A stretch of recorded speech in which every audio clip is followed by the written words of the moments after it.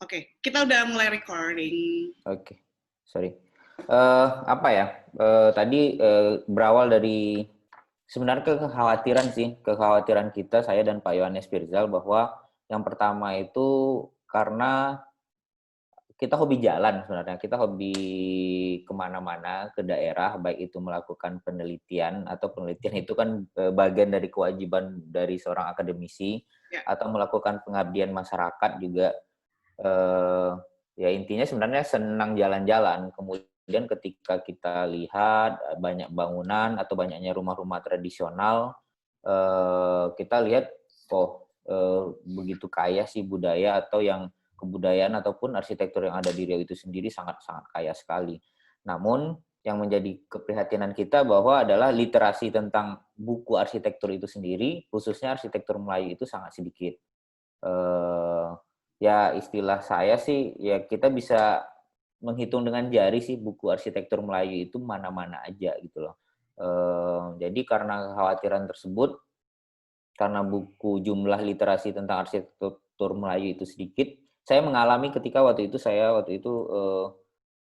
tugas akhir. Ya. Kebetulan waktu itu tugas akhir saya tentang football center, tapi mengambil pendekatannya adalah citra bangunan Melayu. Ketika itu ya sangat sulit untuk mendapatkan buku-buku arsitektur Melayu itu sendiri.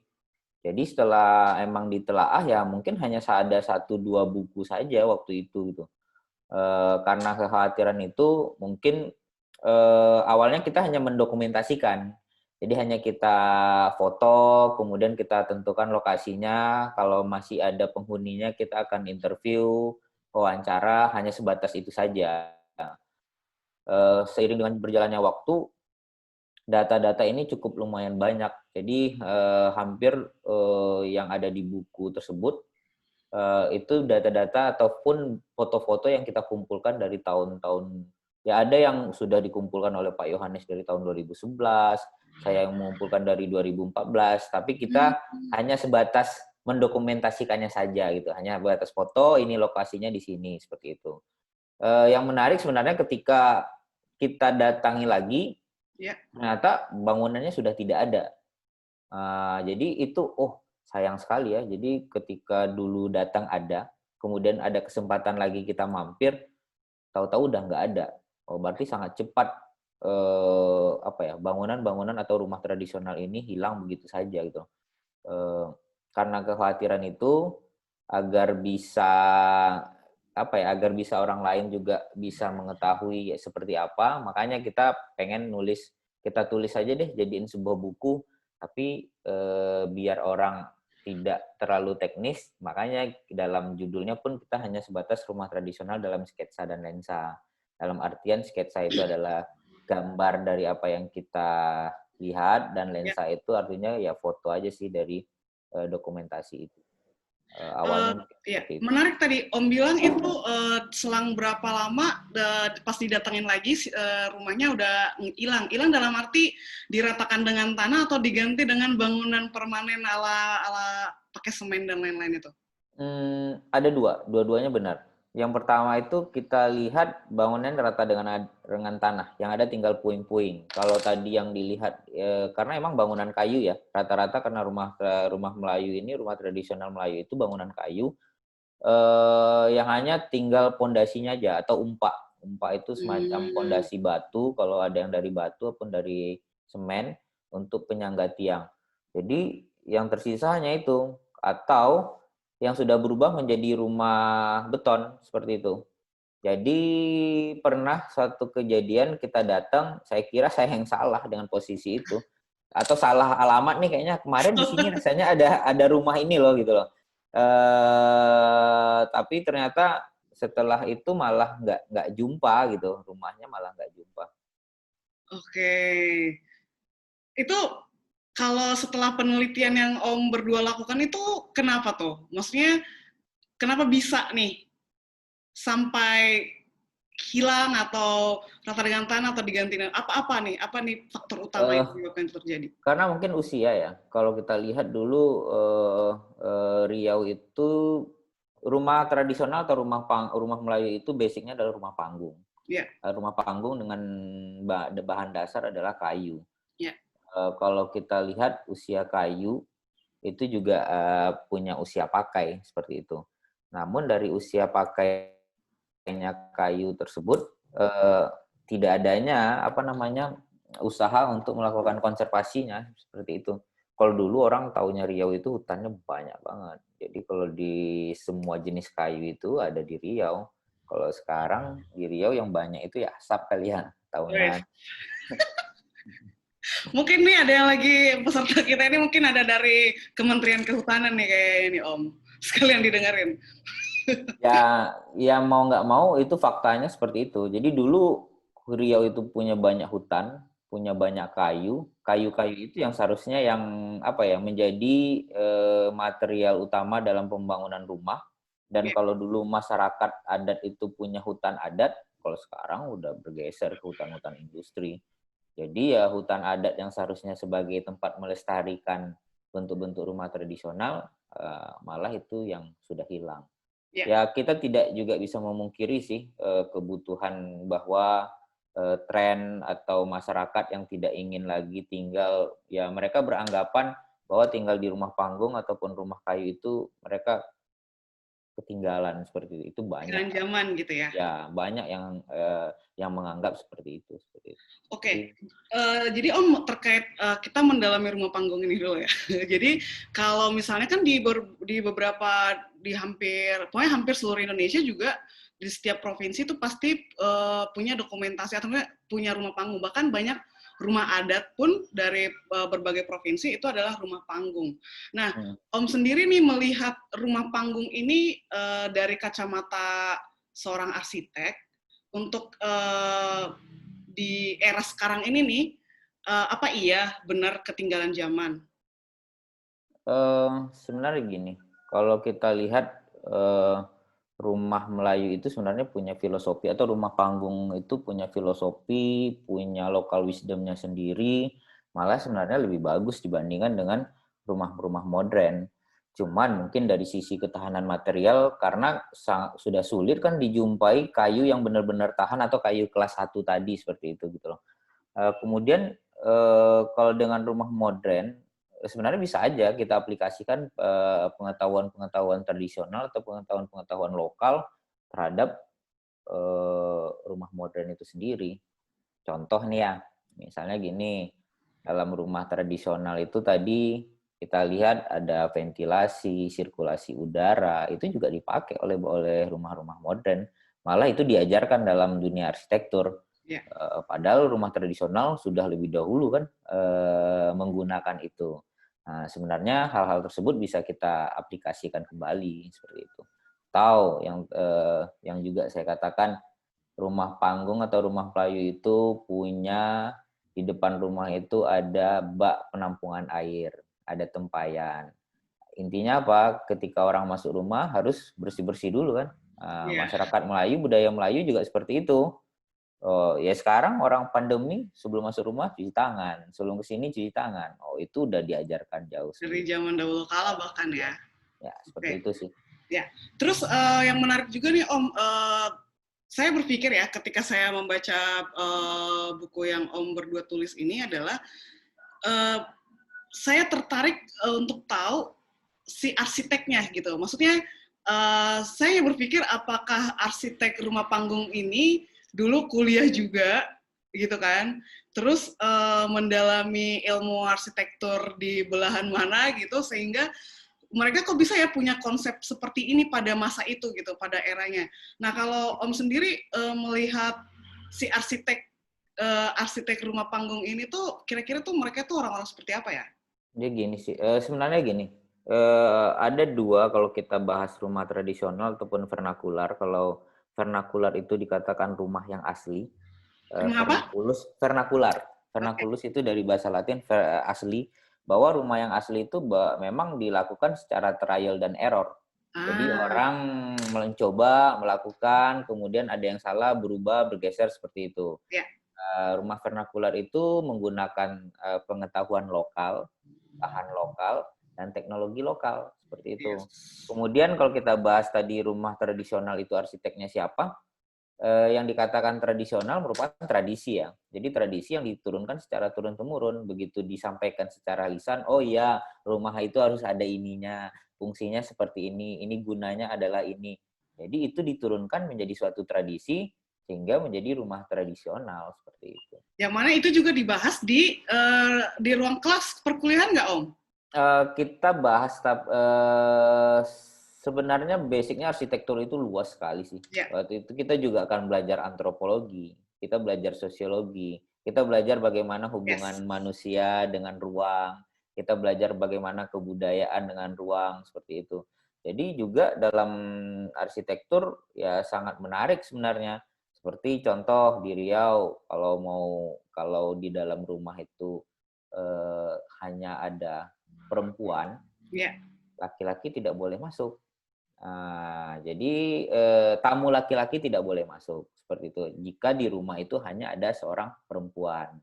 Itu kayaknya karena sudah berasimilasi dengan agama Islam nggak sih, Om? Ya. Jadi kalau kita bicara arsitektur Melayu ya identiknya dengan Islam. Makanya banyak baik itu dari filosofi ruang maupun dari fungsi-fungsi ruang, arsitektur Melayu itu sendiri udah dipengaruhi kental sekali pengaruhnya dengan agama Islam seperti itu.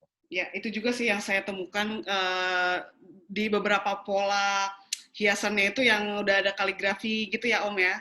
Iya. Itu juga saya temukan itu salah satu bentuk asimilasi Melayu dengan Islam gitu. Ya, jadi contoh lain sebenarnya kan dalam ornamen-ornamennya, kita boleh share screen nggak sih Mbak? Ya, Atau boleh banget. boleh ya.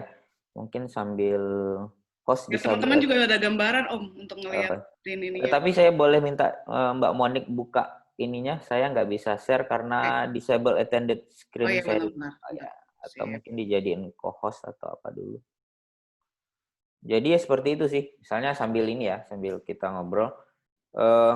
Contoh lain lagi pengaruh Islam itu sangat kental, yaitu dalam Islam kan nggak boleh dengan adanya ornamen-ornamen fauna. Itu juga menarik ya. Ya, jadi misalnya hewan itu nggak boleh ditampilkan. Dan sebelum masuknya Islam mereka juga ada ornamen hewan dulu kan, Om? Bisa jadi ada, dan memang kemungkinan ada. Tapi begitu Islam masuk, itu tidak diizinkan atau dalam ajaran Islam tidak diperbolehkan. Ya. Akhirnya itu distilir atau disamarkan. Jadi misalnya ornamennya, ini Pak Yohanes sudah join, Mbak Monik. Oke. Selamat siang, Om Yohanes. Mana nih? Selamat. Oke, selamat siang. Maaf, lambat. Iya, tidak apa-apa. Om, tidak apa-apa saya panggil Om ya. Kita di timur ini panggil Om itu akrab. Panggil nama aja. Om, tua banget. Oke, kita lanjut dulu ke... Lanjut aja. Yes, oke, sip. Terima kasih Om. Lanjut Om Gun. Jadi ya misalnya dalam ornamen-ornamen di rumah Melayu itu misalnya tadi kalau kita bahas namanya aja mungkin yang tinggal dalam ada namanya siku keluang atau ada namanya lebah bergantung. Itu kan fauna banget namanya gitu ya. Ada lebah, ada keluang, ada sayap layang-layang. Tapi secara bentukan itu udah distilir atau disamarkan menjadi sesuatu yang bukan menyerupai dalam bentukan itu sendiri. Seperti itu. Karena tadi dengan pengaruh Islam yang cukup, bahwa fauna itu dilarang digambarkan di dalam rumah, kemudian ornamen-ornamen seperti itu disamarkan. Seperti itu. Yes. Mungkin Om bisa kasih lihat dulu ke audiens kita. Contoh ya, ini saya dari bukunya aja ya. Nah, misalnya ini disebut ornamen yang mana sih kalau buat ini. Oke. Bentar. Oke. Misalnya ini kelihatan nggak ya?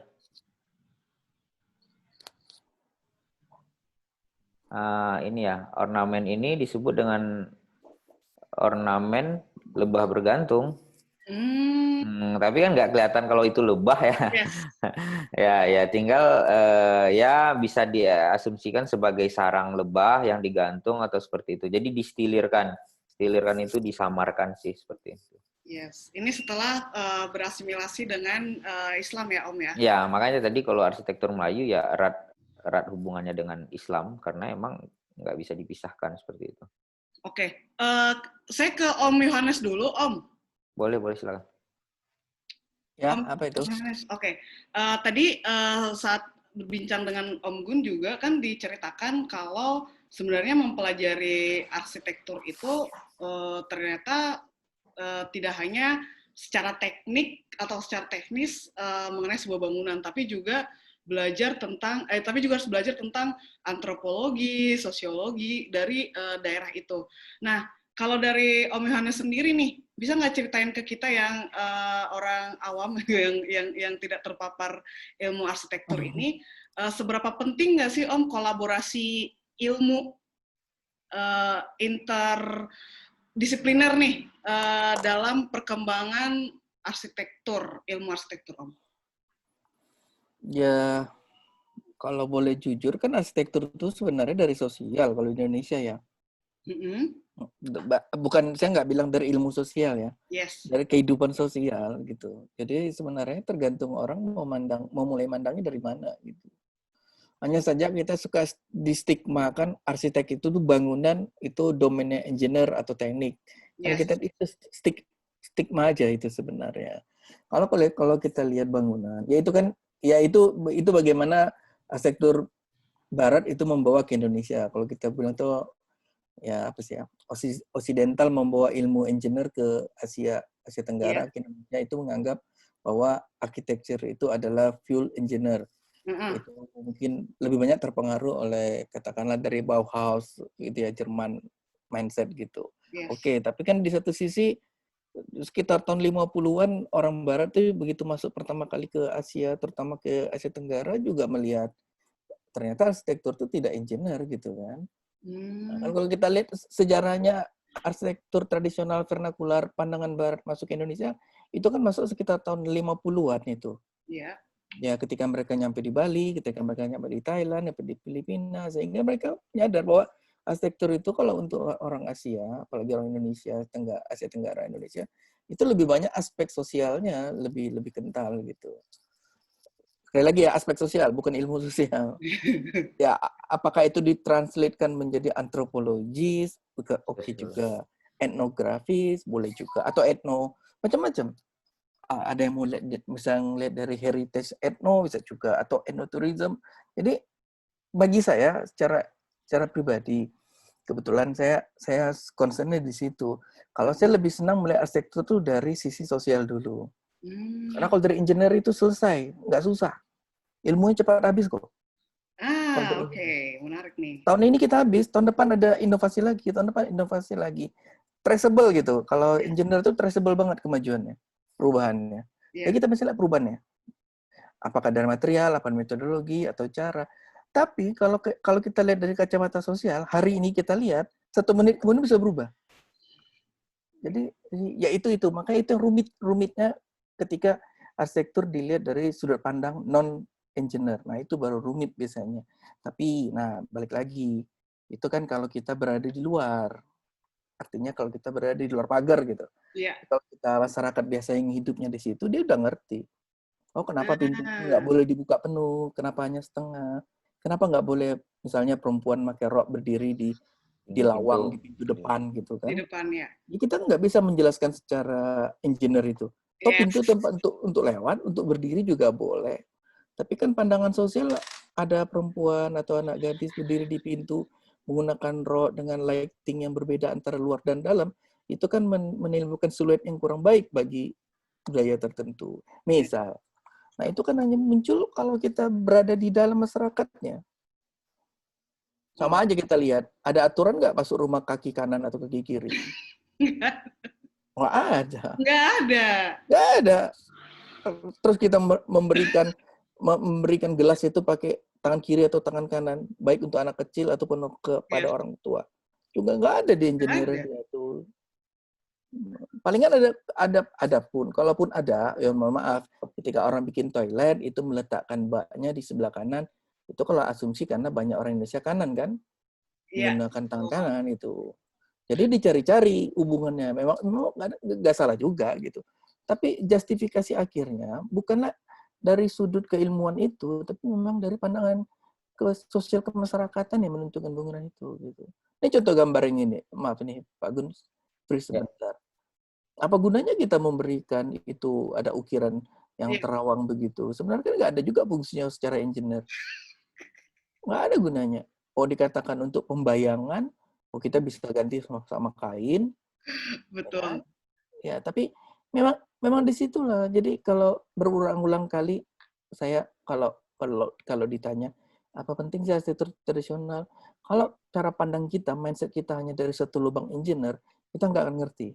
Yes. Tapi kalau kita ngeliat dari mereka, katakanlah kita belum sanggup, Ya. ya tidak kita berada di situ. Dan kita mulai merasa kok. Ini menarik banget nih, kalau ngobrol sama Om Yohanes nih kayaknya langsung 3 Apaan? SKS, walaupun hanya baru berapa menit tuh langsung lulus 3 SKS. Soalnya saya baru kena 5 SKS sama profesor dari Malaysia ini. Jadi masih Langsung panas di-sharing kepalanya. 3 SKS-nya ke kita semua. Terus menarik Baik. juga, Kemarin apa namanya pas Mbak Monik kirim pertanyaan itu kita sama Pak Yohanes ngomong, oh ini pertanyaannya ini bisa seharian nih jawabnya bilang. Bener banget. Oke, terus saya mau ke Om Yohanes lagi tuh. Om, bagaimana nih Om melihat arsitektur rumah Melayu ini apabila dibandingkan, maksudnya secara prinsipil atau secara keilmuan yang tadi Om Yohanes jelasin, apabila dibandingkan dengan arsitektur zaman now, gitu loh. Bagaimana Om Yohanes bisa membandingkannya dan melihat apakah mengalami kemajuan atau justru degradasi nih, gitu. Yang mana dulu nih, yang degradasi? Arsitek dari segi keilmuan, apabila menggunakan perspektif arsitektur Melayu ini, gitu loh. Apakah mengalami degradasi atau malah kemajuan, gitu? Saya melihatnya gini saja, lebih simpelnya ya. Kita tuh baru tahu punya ketika hilang kan? Ya. Ya, itu gampang sekali sebenarnya. Kita baru tahu punya ketika hilang. Yes. Nah itu sebabnya kenapa kalau saya melihat, saya nggak melihat itu sebuah degradasi dalam arti kata membandingkan. Coba kita logikakan saja. Sesuatu yang dibangun sekitar 100 tahun yang lalu, tidak akan mungkin, saya bisa pastikan tidak akan mungkin fit dengan kehidupan kita 100 tahun kemudian. Yes. Ini rumah, foto yang ditunjukkan Pak Gun ini Kampar ya Gun ya? Ini di Gunung Tor, Pak. Ini Gunung Tor. Tawar. Itu kayu yang di tengah, itu yang ada di lantai, yang Yeah. panjangnya sekitar bentangnya 24 meter sampai 30 meter. Itu dibuat dari satu batang, nggak ada sambungan. Itu nggak ada sambungan. Nah sekarang pertanyaannya gampang, gimana kita mau cari kayu begitu saat ini? Yes. Ya itu gampangnya gitu. Tetapi dengan teknologi kita bisa bikin 3-4 kali lebih panjang dari itu. Misal dengan baja atau komposit sekarang pakai nanoteknologi juga bisa lebih. Oh, ya kan? Atau mastic structure itu bisa. Tapi lagi-lagi saya kurang setuju kalau ada pandangan yang peta komplit kan hitam putih dulu dan sekarang. Sudah pasti beda.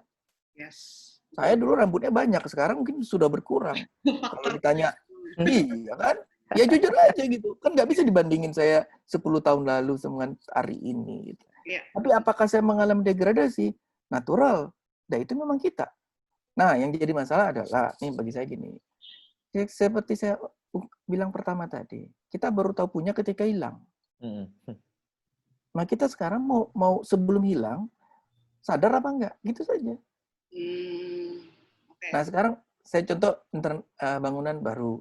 Yes. Ya, kita sibuk dengan double facade, sibuk dengan cutting, laser cutting, aluminium komposit di laser cutting, segala macam. Ini saya baru saja ketemu konsultan kemarin, konsultan cukup besar untuk Indonesia. Dia mau buat double facade menggunakan teknologi baru, kayak gitu, modelnya contemporary, dibuat di Pekanbaru. Pertanyaan saya gampang. Kebetulan dia ibu mau buat gambar itu apa orang Pekanbaru terima? Oh dia nggak bisa jawab. Akhirnya saya kasih clue saja. Ya sudah ibu cari ornamen yang gampang, yang simple. Ibu cutting laser pakai itu dengan bahan baru, aluminium kah, baja kah, tempel di situ. Pasti orang lebih menerima, saya bilang. Saya menggunakan teknologi Ya. dari pandangan orang lokal gitu, orang yang non engineer.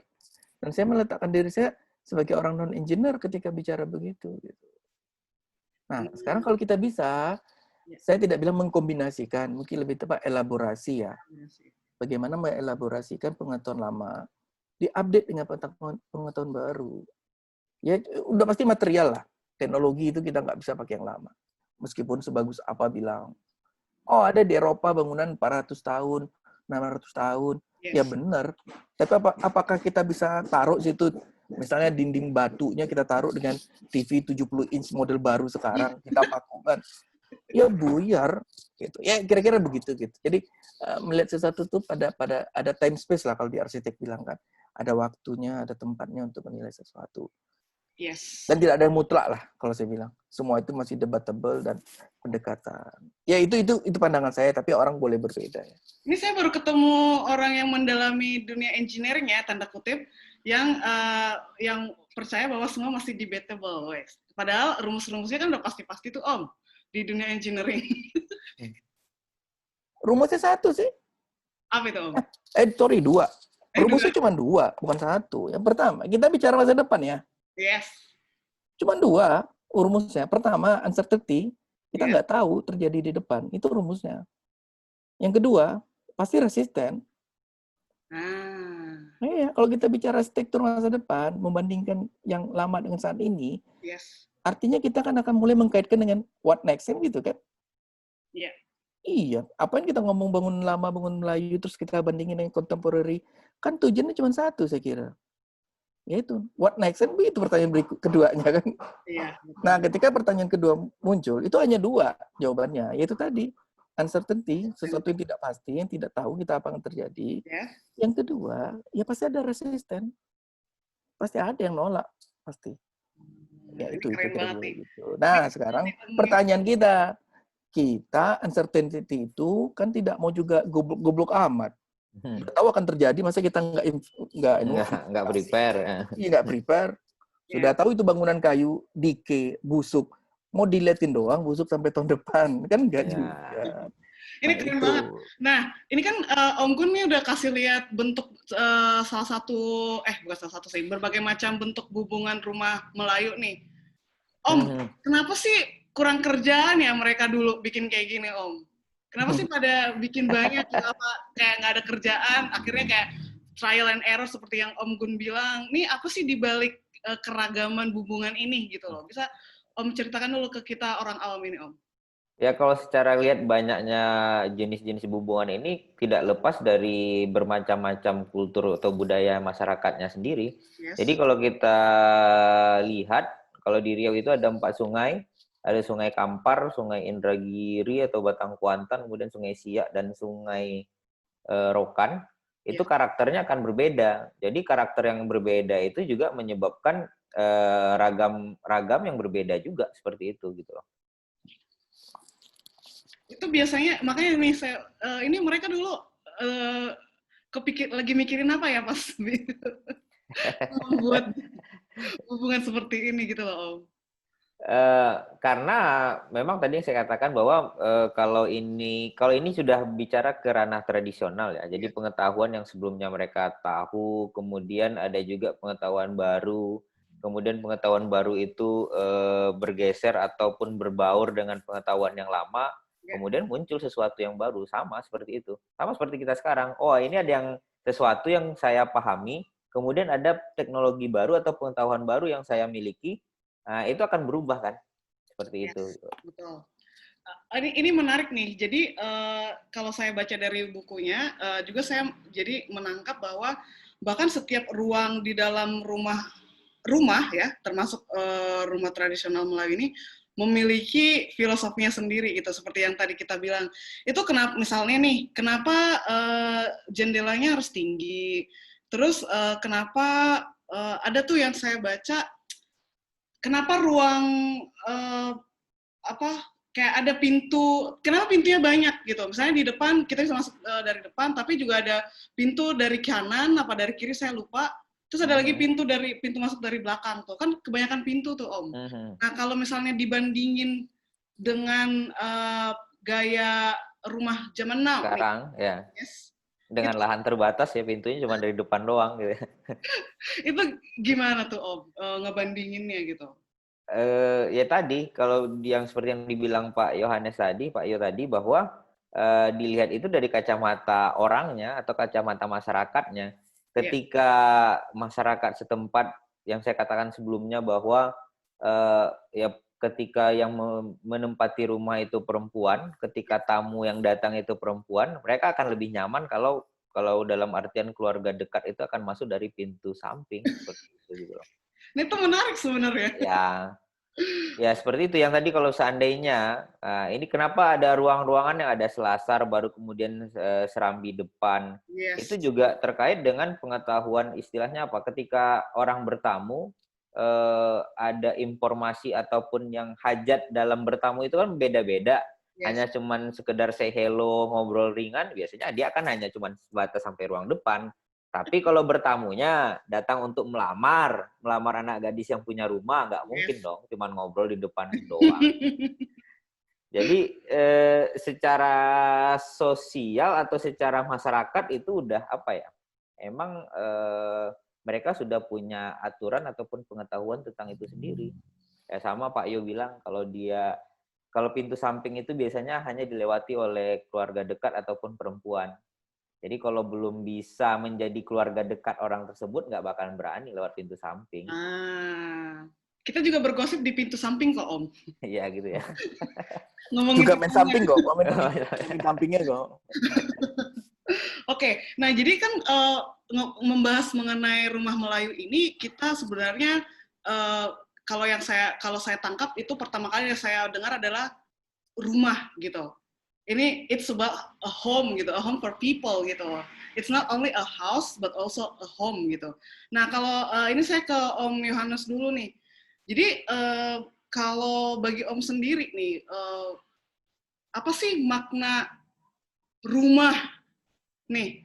Rumah bagi Om Yohanes sendiri nih. Kalau baca bukunya Watterson, Roxana Watterson mungkin pernah dengar ya.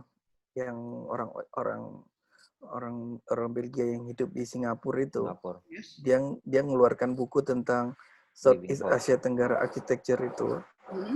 Dia nggak bisa mengkategorikan rumah-rumah yang ada di Nusantara, rumah Melayu itu sebagai home atau house. Oke, menarik. Ini agak menarik nih, agak keras dia, agak membingungkan karena sudut pandangnya geografis, also seorang geolog ya.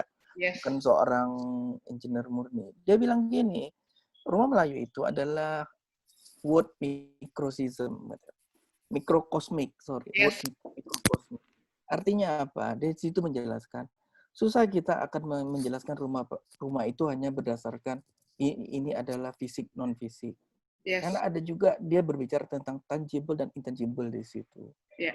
Contoh, proud ya, kebanggaan orang punya rumah. Yeah. Misal gini, saya punya mahasiswa yang suka saya suruh ke desa jalan-jalan gitu. Setelah katakanlah dia mungkin kukerta atau cuman studi atau apa. Sebenarnya pertanyaan gampang.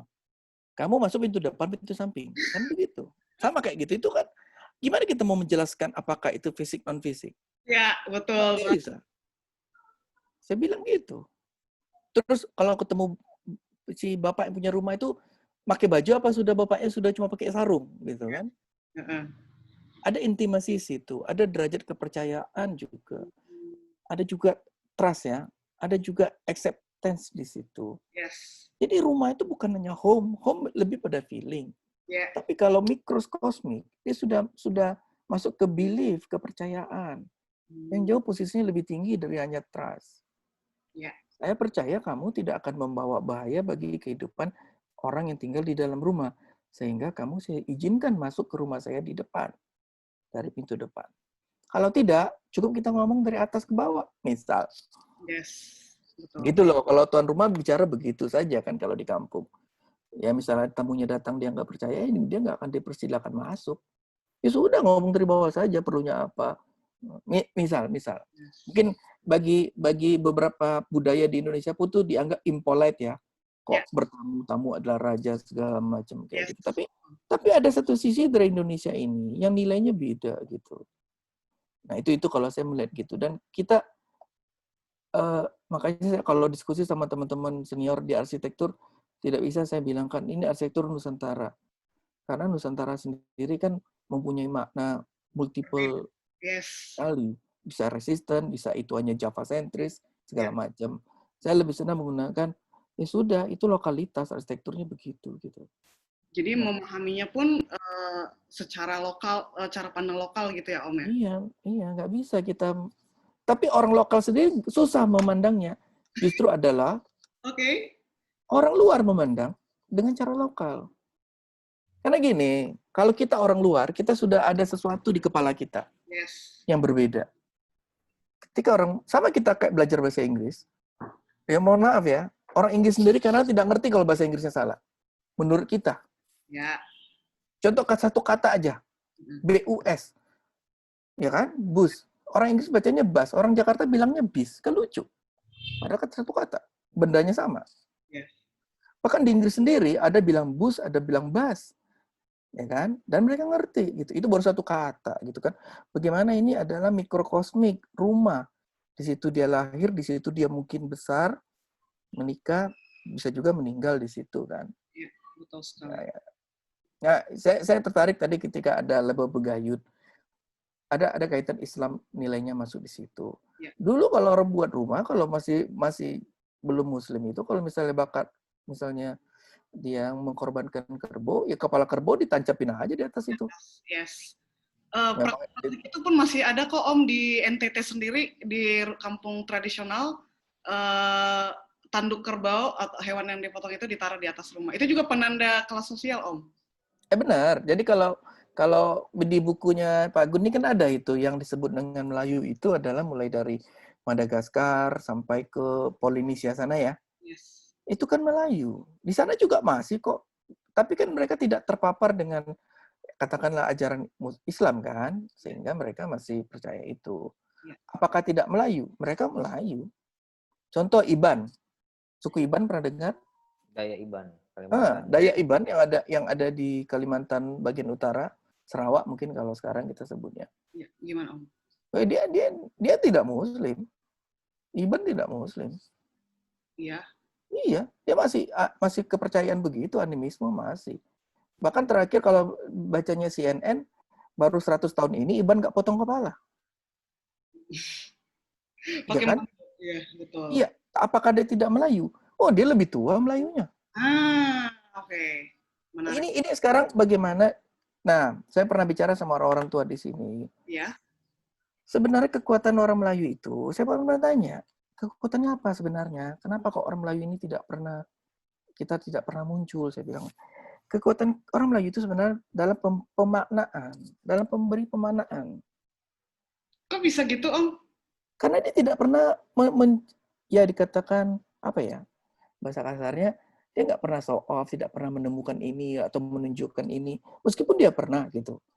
Contoh gampang aja dari bahasa mesti buritan. Kalau kapal itu, haul itu, sampai hari ini itu kan bahasa yang dipakai dunia. Yes. Pantun misalnya. Orang sekarang pantun di bahasa Inggris kan jadi lucu. Tapi pantun dari bahasa Jawa, di bahasa Betawi kan, di bahasa Sunda juga ada.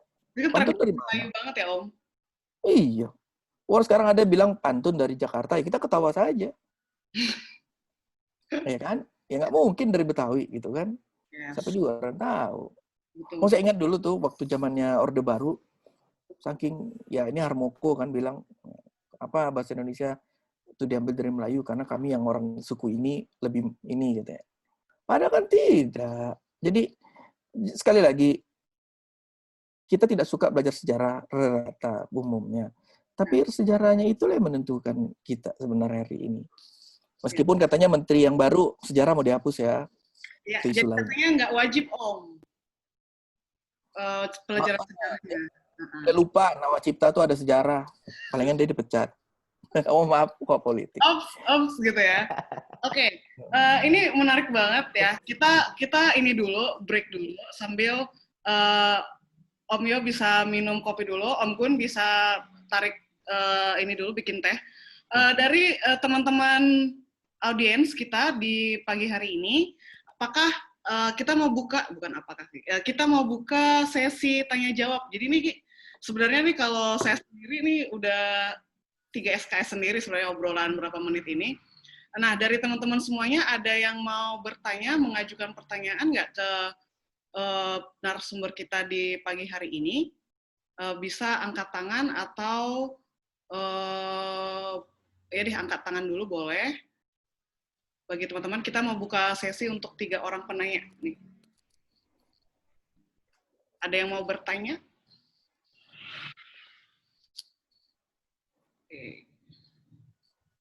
Oke, ada nih yang udah ada di chat. Ini ada pertanyaan dari, singkatan sih, kalau panjang juga nih, tiba-tiba ada yang nanya banyak. Oke, dari Hendrix, HNDRX, itu nanya, berapa lama sih melakukan riset untuk penulisan buku ini, katanya. Mungkin siapa nih yang bisa jawab? Om Gun mungkin? Berapa lama ya? Sebenarnya kita melakukan riset itu ya emang sudah lama sekali. Kita kalau untuk kita apa ya, hampir 4 tahun 3 tahun ya Pak ya yang untuk buku ini ya, Kalau nyusun itu 2019 sudah selesai. Ya, 2019 sebenarnya udah selesai, tapi dipending aja sama dia nggak mau terbit ke tahun 2019. Karena bukunya dari 2015-16 kita udah 16 ya, kita udah mulai mengumpulkan data seperti itu. Tapi emang karena keterbatasan waktu juga mungkin ya kita nggak bisa mengunjungi semua tempat ini dalam satu waktu. Jadi kita ya easy going aja, ya sambil jalan ketika ada kegiatan ini datang ke sini kita kumpulin, kita datanya kita siapin, akhirnya udah terkumpul, kemudian udah kita mulai layout ya Pak ya, kita mulai layout, susun kalimat bahasa, makanya karena kita pengen si bukunya bisa dibaca oleh orang di luar non arsitektur, makanya tadi yang Mbak Monik bilang mungkin gaya bahasanya juga bukan gaya teknis banget seperti itu. Materinya juga tidak teknis. Materinya juga tidak. Ini kalau sebenarnya setiap foto ini kita punya gambar teknisnya kok, Dena, tampak potongan perspektif, semuanya ada. Tetapi kan kita tidak masukkan itu. Niatnya dari awal ini adalah bagaimana kami mencoba mendokumentasikan bangunan yang masih nampak hari ini dan masih kami jumpai. Mungkin masih banyak yang belum ya, tapi yang jumpai ini kalau tidak disegera dipublikasikan akan hilang. Beberapa rumah di foto ini, yang saya foto katakanlah 2 tahun lalu, itu udah nggak ada sekarang. Beberapa sudah hilang. Nah, itu. Jadi sebenarnya, tertariknya gini. Saya kadang-kadang agak miris kalau ngeliat rekan-rekan saya ngomong tentang heritage. Ngomong tentang cagar budaya, ngomong heritage, ngomong arsitektur Nusantara, menyelamatkan arsitektur tradisional segala macam. Dia lupa bahwa dalam kaidah yang diomongkan itu, langkah pertama itu adalah pendokumentasian. Kalau itu tidak dilakukan, nggak akan ada itu yang namanya perlindungan, pengembangan, dan pemanfaatan itu. Orang itu lupa itu. Nah, kita gitu biasanya. Itu yang saya bilang tadi. Kita mau lihat rumah, nggak bisa dari luar. Harus kita merasakan sendiri. Kalau kita mau ngomong tentang menyelamatkan arsitektur Nusantara ini, tradisional ini, kita mulai dengan bidang kita apa? Dokumentasi yang paling mudah. Nah, sekarang dokumentasinya bagaimana bisa dibaca oleh banyak orang. Makanya itu kemarin judulnya itu kan diganti tuh jadi foto dan sketsa ya Pak Gun ya? Iya, makanya banyaknya foto dan sketsa. Tidak gambar teknis, tidak bicara tentang engineer, tidak. Oke. Ini pertanyaan berikutnya ya Om ya. Dari Rahma Maulida, ini tanya nih. Selamat pagi Pak, perkenalkan nama saya Rahma Maulida, mahasiswi arsitektur Universitas Sumatera Utara. Pak, saya ingin bertanya bagaimana pendapat Pak Gun dan Pak Yohanes tentang banyaknya pembangunan tempat wisata yang bergaya global. Sedangkan di daerah atau tempat ini memiliki budaya lokal dan ciri khasnya masing-masing yang masih bisa dipertahankan. Terima kasih Pak. Siapa dulu nih mau jawab? Ini kalau kan tadi barusan Pak Yo juga ngomong yang tadi ada ketemu konsultan lokal, konsultan nasional, yang tiba-tiba pengen ada proyek di sini ya. Mungkin kasusnya sama sih Pak ya. Silakan Pak ya. Saya mau jawab dari sudut yang lain dulu deh. Nanti ya kalau langsung dari Pak Gun dia lebih senang mungkin.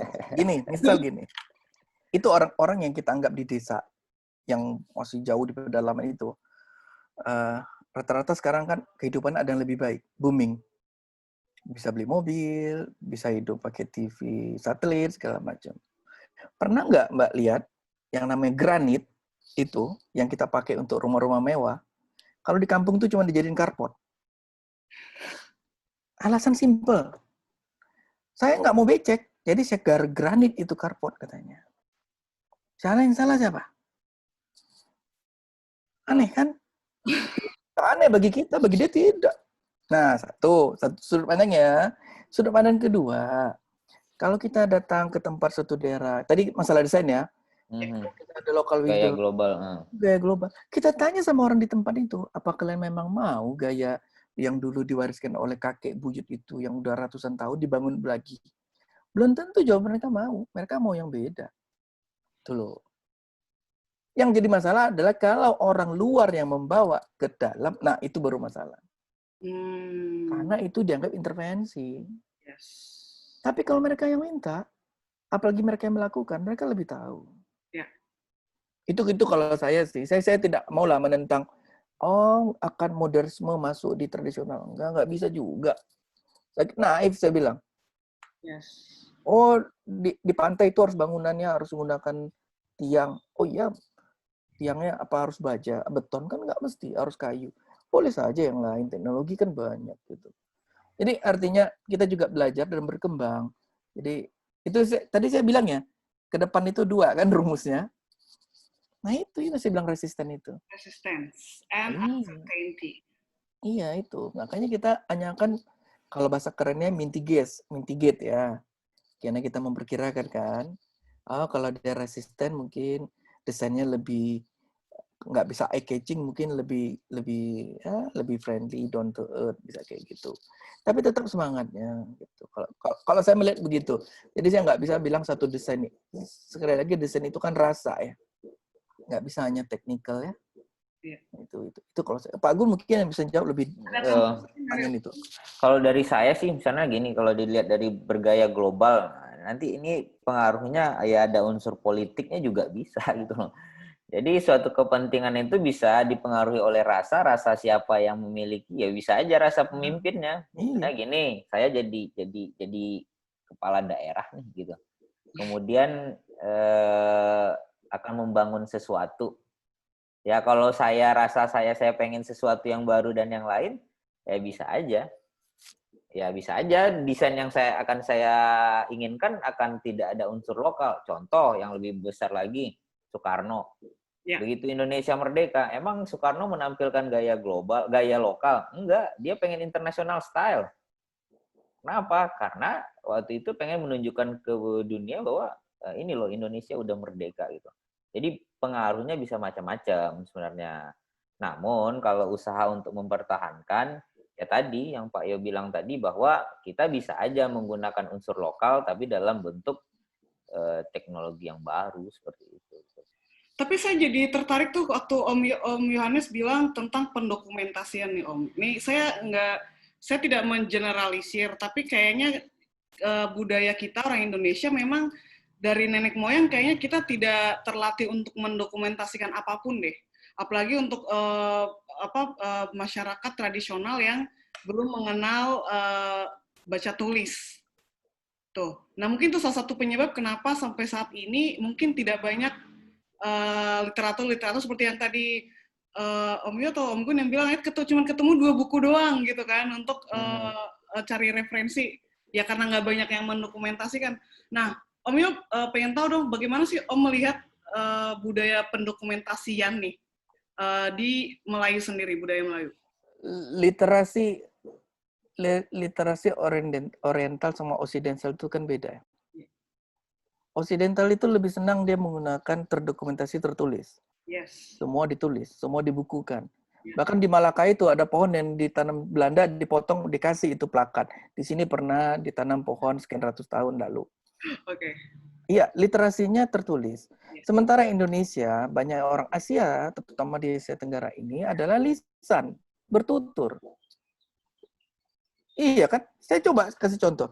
Mbak Monik itu kalau ngasih gelas atau pinjamin pena pakai tangan kanan ya, nggak sopan pakai tangan kiri. Apa pernah kita temui itu tertulis di buku-buku? Nggak ada. Tidak.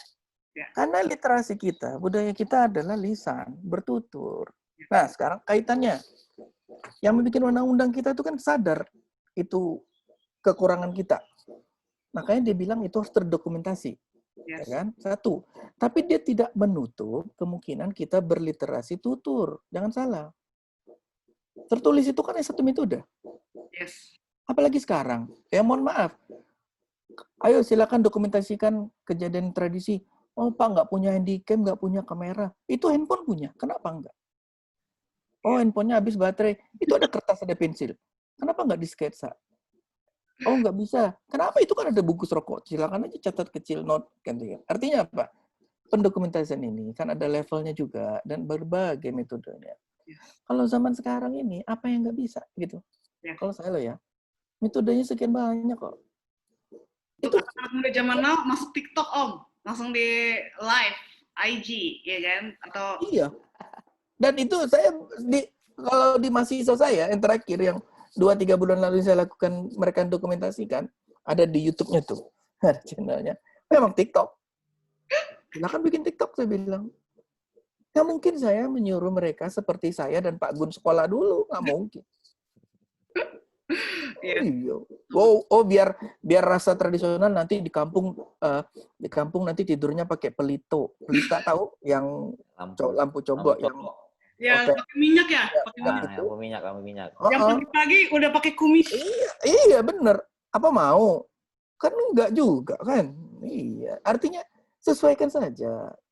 Sama juga pendokumentasian. Tidak semua dokumentasi ini menggunakan kamera bagus.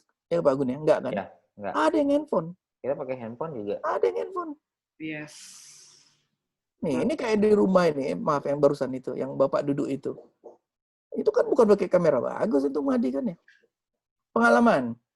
Saya bawa DSLR, mau motret, dikejar. Wartawan. Dikejar. Gimana ya? Dikira wartawan. Iya.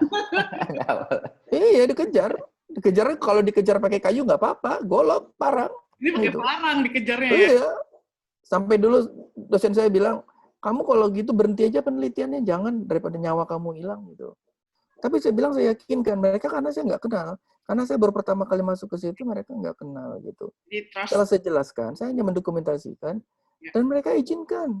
Bahkan mereka memberikan ada tempat-tempat yang mungkin hanya private, hanya keluarga, dan kita dibolehkan. Level paling rendah mungkin kita hanya diizinkan melihat. Itu ada rumah, kayaknya ada rumah itu ya Gun, rumah di Bagan itu, rumah pecinan itu. Itu di dalam itu banyak itu ukiran bermotifkan binatang. Karena dia ada keturunan Chinese-nya. Kita tidak boleh motret. Kita boleh lihat, boleh tanya, boleh catat, boleh sketsa, tapi tidak boleh motret. Tidak boleh foto. Tidak, foto nggak boleh. Karena ada kepercayaan bagi mereka. Anda ambil satu foto 1 tahun hilang tahun hidupnya. Apakah itu ini nih? Masih ada itu kepercayaan itu. Foto itu bukan menambah umur, justru mengurangi umur 1 tahun. Mereka masih percaya itu gitu. Ini lihat, ini kan kalau Pak Gun lihat ini ya, kan ada gambar hewan. Rusa. Iya. Ini nggak mungkin ada. Kalau di Melayu pasti nggak bisa. Nggak bisa. Tapi ya itu ada gitu. Yes. Oke. Ini gitu loh kira-kira. Akulturasi itu ada. Akulturasi itu ada. Akulturasi budaya. Terus ada lagi nih, kita selesaikan pertanyaan-pertanyaan yang datang dulu ya, Om ya. Oke. Ini ada dari Faulana Aldi. Selamat siang, saya Aldi dari Surabaya. Menarik sekali pembahasan dari kedua pemateri. Saya ada sedikit pertanyaan. Apakah yang terjadi jika material rumah tradisional nantinya tergantikan oleh material yang ramah lingkungan? Seperti yang disebut oleh Bapak Yohanes, jika kebutuhan kayu untuk rumah tradisional saat ini mulai terbatas. Apakah nantinya hal tersebut ke depannya mampu mengurangi estetika serta menghilangkan konsep arsitektur vernakular yang identik dengan rumah tradisional di Asia? Silakan, Om Yo atau Udah aja, Don. Silakan, Bun. Apa ya? Gini sih. Sebenarnya gini. Kalau tadi yang kita bahas bahwa nggak mungkin kan kita bisa masih mempertahankan sesuatu yang lama begitu ada teknologi yang baru. Ya kita bisa aja kombinasikan teknologi yang baru. Tadi kalau bicara tadi disebutkan menggunakan double fasad, ya kita bisa aja kok menggunakan ornamen-ornamen, contoh ornamen-ornamen yang ada seperti ini. Kita bentuk dengan material baru, laser cutting, baja, ACP ataupun sesuatu yang lain. Itu bisa aja. Tapi yang perlu diperhatikan adalah filosofi pengetahuannya sehingga tidak berbenturan dengan nilai-nilai tradisional yang ada seperti itu.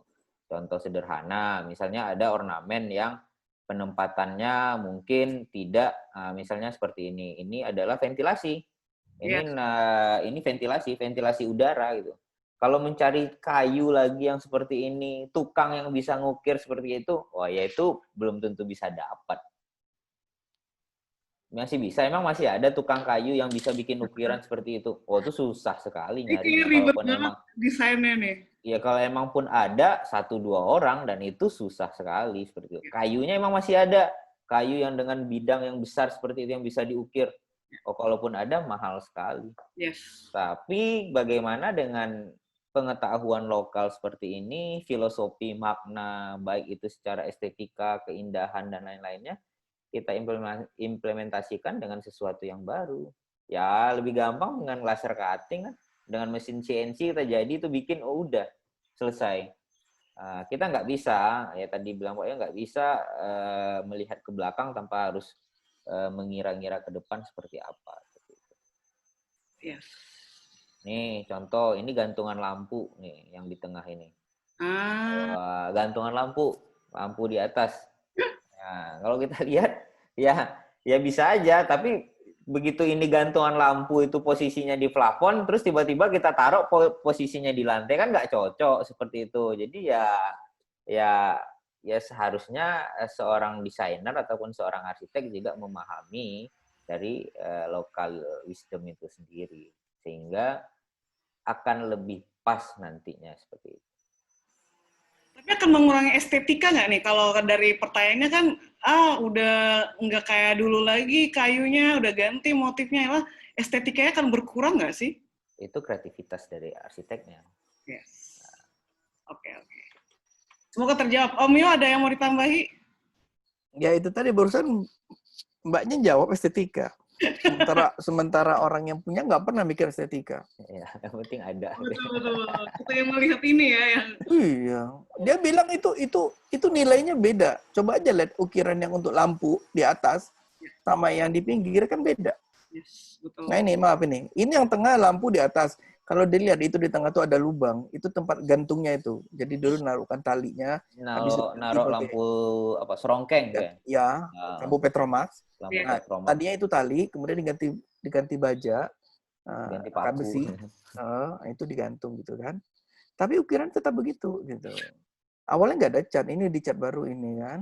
Coba di kanan itu di masjid itu kayaknya ya. Ventilasi. Di Artiris. Ya. Itu untuk di ventilasi di samping, di bodinya bangunan. Nggak mungkin ditaruh di atas. Dan lagi kalau dilihat itu susunan bunganya itu kan beda.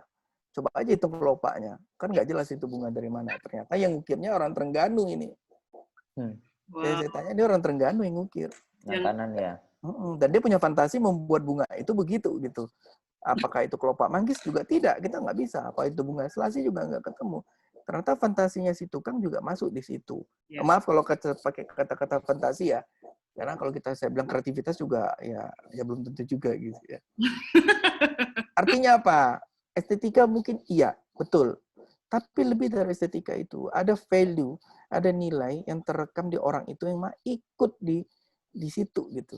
Yes. Nah, ini kan susah kita mau mengkuantifikasinya untuk nilai-nilai hari ini. Yes, betul. Saya itu terus terang sama Pak Agun tuh nggak bisa baca semua filosofi itu kok. Ya. Bahkan saya sudah tes satu orang yang dianggap paling hebat di Riau yang mengerti tentang bangunan, yang ngakunya ngerti tentang bangunan. Begitu saya kasih sodorok ini juga diem. Artinya karena apa? Dia nggak bisa. Banyak karakter, ya banyak berbeda-beda dia. Ya, oke. Ini mudah-mudahan bisa ya menjawab untuk Paulana Aldi. Oke, ini ada lagi nih Om.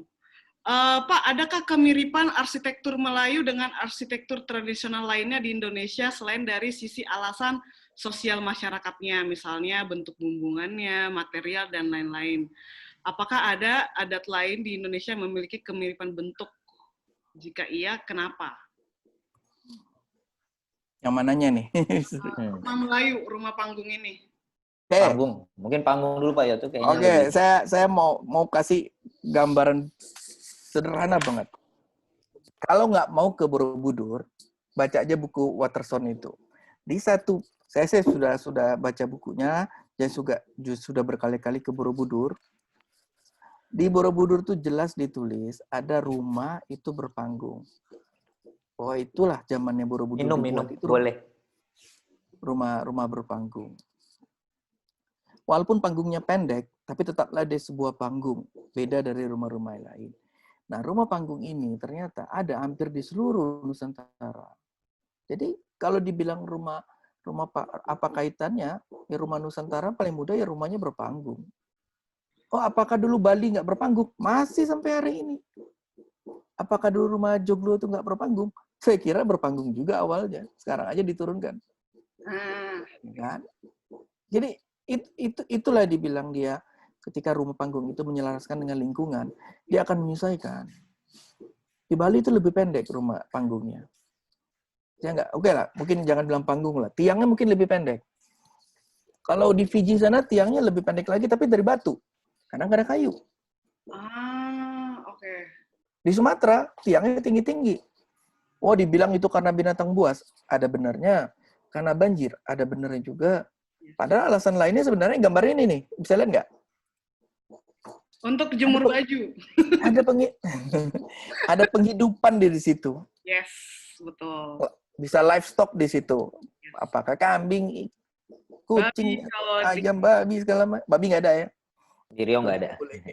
Oh, maksudnya di budaya di Toba, di Batak tuh. Iya, Toba juga ada Batak itu kan, Bang. Artinya, ya ada penghidupan di bawah itu gitu. Oh ini, saya punya fotonya yang ini, yang kita ini foto dari. Yang mana? Sorry. Nah, artinya apa kaitan utama? Sambil jalan. Yang paling nampak itu tentu kakinya, kaki bangunan. Kakinya ya? Iya, makanya kalau belajar dulu di arsitektur, ada atap, ada badan, ada bagian kaki. Selalu diajarkan begitu. Berapa tinggi kaki itu rendah, itu kan tergantung lingkungan. Itu satu kalau belajar begitu. Yang kedua, coba lihat atapnya. Apakah ada di Indonesia? Ada sih, tapi nggak banyak. Rata-rata atapnya kan kalau dibilang pitch roof semua itu. Miring semua atapnya. Gable. Apakah ada gable, non-gable? Apakah dia nanti pelana atau apakah dia melentik atau segala macam? Yeah. Oh, saya kemarin dapat pertanyaan, apakah melentik itu punyanya Riau, bukannya punya Sumbar atau punya Palembang? Sama jawaban saya. Arsitektur itu nggak bisa didelineasi pakai geoline itu nggak bisa. Iya. Nggak bisa dibatasi dengan wilayah geografis ya. Nggak bisa. Geoadministratif itu nggak bisa. Geoadministratif nggak bisa. Dia berbicara geoculture. Yes, betul. Nih, foto ini Pak Yo, ini rumah panggung ya, bisa aja tempat. Ya, panggung itu fungsinya ya bisa macam-macam. Naro sampan, naro ini kalau bahasa kitanya apa ya Pak Yo? Luka ya. Kalau bahasa ini sejenis penangkap ikan sih. Oke. Oke, nangkap ikan jadi ditaruh di sungai nanti ikannya kejebak di situ gitu. Nah, jadi juga sesuatu yang ini sih. Ini menarik banget nih, berarti jadi walaupun itu misalnya kayak tadi kan Om Yo bilang di Bali juga panggung, apalagi kan di daerah pesisir Om kayak Bugis, Bajo, itu kan rumah panggung juga tuh, karena mereka ada di pinggir laut. Nah, kalau misalnya dari segi ketahanan akan bencana alam nih Om, kayak gempa atau banjir sebenarnya, itu rumah panggung itu bisa dikatakan lebih sustain nggak sih, atau lebih ini nggak sih sebenarnya dibandingkan rumah beton atau rumah zaman now ini? Menurut Om gimana? Ini pertanyaannya gabung ini. Satu aja dulu, satu. Gempa, kita ngomong gempa. Bisa, soalnya Om ini udah penuh banget nih di sini. Enggak. Kita ngomong gempa. Tadi udah ngomong gempa ya. Bangunan gempa itu kan lateral ya. Artinya gayanya kan nyamping ya. Gempa kan nggak ke atas kan, Yes. nyamping kan. Ya goyangnya nyamping, bukan ke atas kan, bukan lompat-lompat. Artinya kalau secara ilmu mekanik kan kita ngomong tentang lateralnya lebih dominan daripada yang itu kan. Nah, ini gara-gara ngomong orang sipil tadi nih bahasanya. Orangnya gini, goyangnya kan Jadi gini. Nah, sekarang itu konstruksinya ada ya bahasa tidak ada konstruksinya mati kan, sambungannya semuanya dalam gunakan pen, menggunakan gambungan yang hidup. Ya. Artinya hidup. Yes. Ibaratnya kita kalau digoyang, ya dia balik lagi kan. Ada sendinya. Yes. Nah, ketika digoyang pakai gempa, selama itu tidak yang mega earthquake, saya kira dia akan tetap balik lagi. Gun punya gambar yang itu, Gun, yang pondasi di atas batu. Oke, jadi kelebihan ada. bangunan tradisional itu dia belajar dari alam. Yes. Kita belajar dari buku, kan itu bedanya. Dia belajar dari alam. Oh, dulu ketika buat segini bangunannya nggak kuat, digantinya lagi. Makanya bangunan itu ternyata kan berevolusi juga. Yes. Saya pernah nulis ini, waktu itu dikritik sama orang luar, akhirnya dia mau terima gitu. Nanti gambar fondasi ada satu itu. Tiang. Normalnya ilmu engineer, beban itu disalurkan secepat mungkin ke tanah, ke dalam yang disebut dengan fondasi kan. Kita selalu ngomong itu. Jadi kalau ada tiang ditanam ke dalam bangunan. Coba kita translatekan gambar yang tengah. Gimana caranya? Logika itu. Kayak wow. Kayak cari masalah nih kayak. Iya. Kan gitu. Ya kan? Kita ilmu mekanik itu pasti begitu. Secepat mungkin. Tapi begitu ngeliat bangunan ini, justru bebannya nggak disalurkan, ditaruhnya di atas batu semuanya. Yang batu kalau kita bisa tendang kan jatuh itu, kan? Iya. Tapi apakah rumahnya itu bergoyang? Apakah rumahnya lari-lari? Enggak kan, diam aja rumahnya. Yes. Ada pelajaran di situ, dan tidak semua rumah juga digitukan. Gambar foto kiri itu sudah dibetonisasi, sudah dibuat. Kenapa nggak dibuat batuin seperti gambar tengah? Karena udah susah cari batunya segitu. Batu ukuran besar sih. Kalaupun ketemu, kekuatannya juga beda. Batu kan macam-macam. Oh. Itu baru batu. Sudah berevolusi. Sesuatu yang natural. Yang jadi pertanyaan kita kan selalu, ketika dia berevolusi, orang akan lebih mudah menyesuaikan. Iya kan? Sama kayak dulu nih. Dulu saya lihat kalau zaman ibu saya, kalau kacamata tuh segini kan. Sekarang kacamata makin kecil. Kan kita berevolusi. Yes. Sama kayak kayu, dia juga berevolusi. Yang sering jadi friksi itu ketika dia berevolusi kan. Itu yang jadi baru friksi. Perubahan cepat itu tidak semua orang sanggup. Ya, bahkan kita aja, kebetulan saya kuliah kan di tahun 90-an akhir nih. Masih ngerasain tuh 97, 98. Itu kan revolusi. Sampai hari ini kan nggak selesai. Udah 20 tahun lebih, masih baperan juga kan? Masih dendam juga kan? Masih nafsu berkuasanya masih ada, ya kan? Aduh, kok jadi curhat nih? Bukan. Saya mau bilang, bangunan-bangunan tradisional ini, prinsipnya lebih banyak berevolusi. Yes. Dia menyesuaikan waktu, menyesuaikan orang menyesuaikan dia. Saya lebih senang pendapatnya kayak Susan Ken itu, orang Belanda bilang. Arsitektur itu adalah bagian dari budaya. Architecture is a subset of culture, katanya. Bahasanya subset. Jadi dia nggak pernah bilang, kalau orang kita kan kebalik, apakah kita tuh mempengaruhi arsitektur atau arsitektur mempengaruhi kita? Kita selalu begitu kan? Iya. Padahal dia bahasanya, kacamatanya begitu. Apakah segampang itu? Apakah rumah itu bagian dari budaya? Atau kebalikannya? Kalau si Susan Ken bilang, arsitektur itu bagian dari budaya. Sekali lagi, budaya dia bilang. Dia bilang culture, bukan cultural. Itu karena kita beda, susah orang bisa bedain. Kita kok bilang, bukan, rumah itu bagian dari kebudayaan. Ya bukan, rumah itu kebudayaan. Yang merupakan bagian dari budaya. Jadi kata-kata al itu hanya 2 huruf di belakang kata bahasa Inggris itu mengganti makna sangat jauh. Dia bilang. Yes. Architecture is subset of a culture.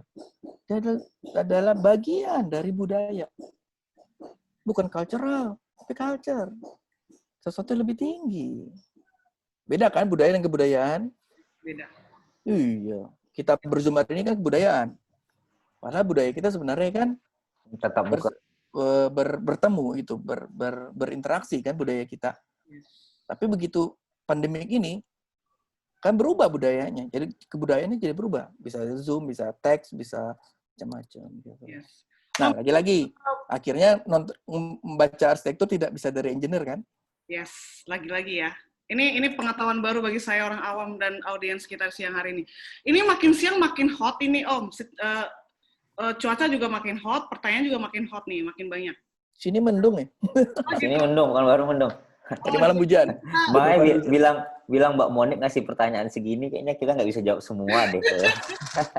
Ancer-ancer. Ya, Lagi panas banget nih, lagi pokoknya jemur baju langsung kering. Oke, ini kita lanjut lagi nih, pertanyaan nggak apa-apa ya, sambil minum. Oke, silahkan. Kalau memang bisa di pertanyaannya biar dapat semua, mungkin kita cepet-cepetin jawabnya juga bisa sih. Yang penting, oke. Mungkin banyak nih soalnya.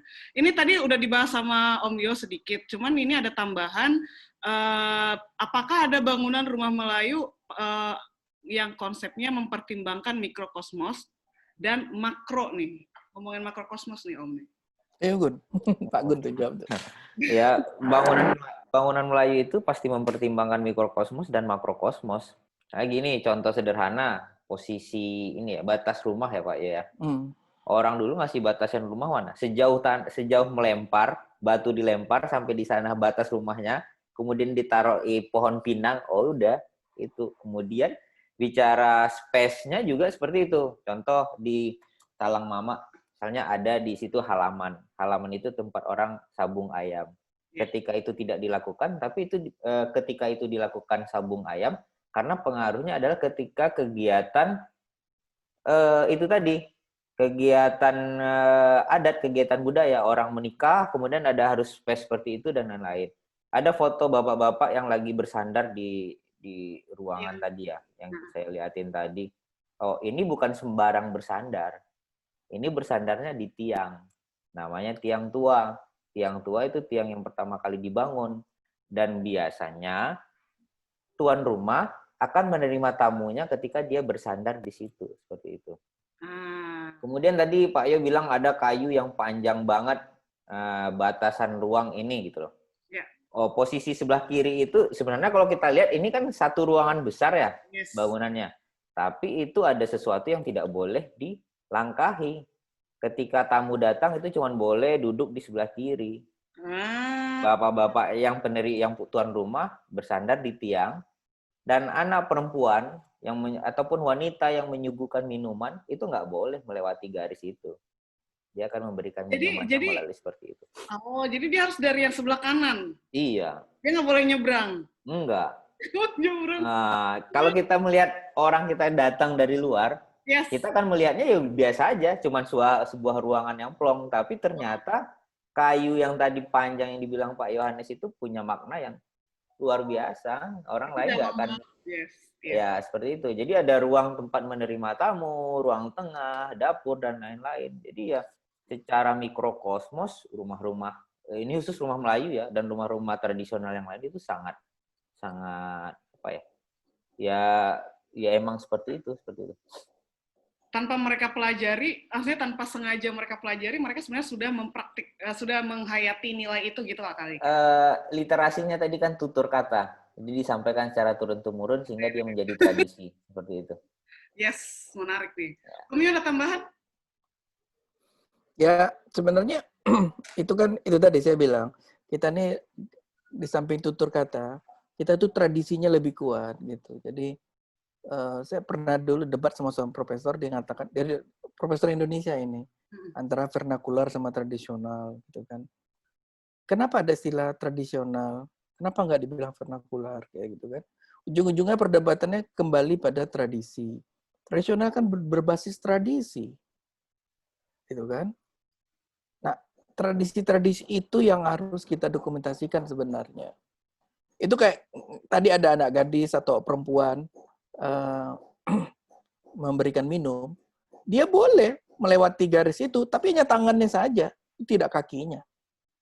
Artinya ketika dia memberikan minum, dia tangannya lewat gitu. Kakinya tidak, badannya tidak. Jangankan lewat, nginjak itu bendul itu ya kayak bendul yang Bandul, pertama itu nggak bandul, bendul, benul, itu nggak masing-masing. boleh nginjak aja nggak boleh dia, apalagi melewati gitu kan. Ya itu artinya apa? Ada tradisi di situ. Apa basisnya? Nilai, gitu kan? Nilai. Ya kalau bahasa modernnya kita bilang, oh itu ada adat, ada istiadat, gitu kan. Ya. Tapi di balik adat istiadat itu kan generalisasi istilah yang diberikan biar orang lebih mudah sebenarnya. Ketika kita cari pun apa itu adat, bahasa Inggris pun nggak bisa cari. Oh, customary daily third activity juga nggak cukup juga kan? Betul. Jadi terakhir ya Pak, maksud saya tidak semua kita bisa paham itu, dan juga kita tidak juga punya mampu memahami itu dalam waktu 1 hari. Long life education itu mereka belajar itu bergenerasi. Betul. Pun kalau mereka mengajarin kita itu hanya sebagian atau hanya permukaannya aja. Hanya baru ari-arinya gitu ya. Iya. Ya, manner saja lah. Hanya mereka tuh bersopan. Itu baru fisik. Gimana kalau ada orangnya? Nah itu nih. Banyak banget. Panjang. Mbak Monik itu sekalian tuh saya lompatin aja itu pertanyaannya Mbak Monik ke pertanyaan yang di chat terakhir karena mungkin ada hubungannya dengan makrokosmos dan mikrokosmos tadi. Oke. Dari Mas Faisal Ghazali. Yes. Kak Faisal sih kalau saya bilangnya Kak karena kalau di sekolah kita dulu manggilnya Kak. Silakan kakak ya kan. Ya, selamat siang. Ini terkait bertanya tentang pertimbangan arah mata angin seperti timur, utara karena pengaruh Islam mengajarkan kiblat. Oke, jadi gini sebenarnya tadi dari makrokosmosnya tadi, Rumah Melayu itu orientasinya bisa berbeda-beda sejauhnya. Kemudian ada di suatu daerah yang dia berorientasi ke arah mereka menyebutnya matahari hidup. Kalau saya bilang matahari hidup, Mbak Monik akan menangkapnya apa? Ini matahari. Mall. Matahari hidup berarti artinya matahari terbit. Yes. Oke, matahari terbit berarti orientasinya mana? Timur. Timur. Oke, jadi mereka akan menghadap ke arah timur. Jadi baik secara iklim ya, tapi secara detail mereka akan membuat atap ataupun bangunan yang tadi kayu itu nggak boleh. Kita kan punya kayu nih. Kayu itu ada namanya pangkal dan ujung ya, besar. Bagian bawah biasanya lebih besar ya. Namanya kayu kan bagian pokoknya atau bagian pangkalnya lebih besar. Ketika orang membangun suatu rumah, yang ujung dari pohon itu ya harus ada di posisi timur.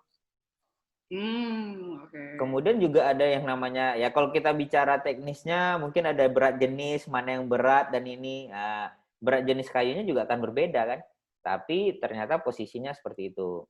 Kemudian kalau nanti ada pertimbangan Islam, begitu Islam masuk, kemudian ada arah kiblat, nanti akan berpengaruh pada ya posisi-posisi tertentu saja seperti itu. Yes. Akulturasi perubahannya.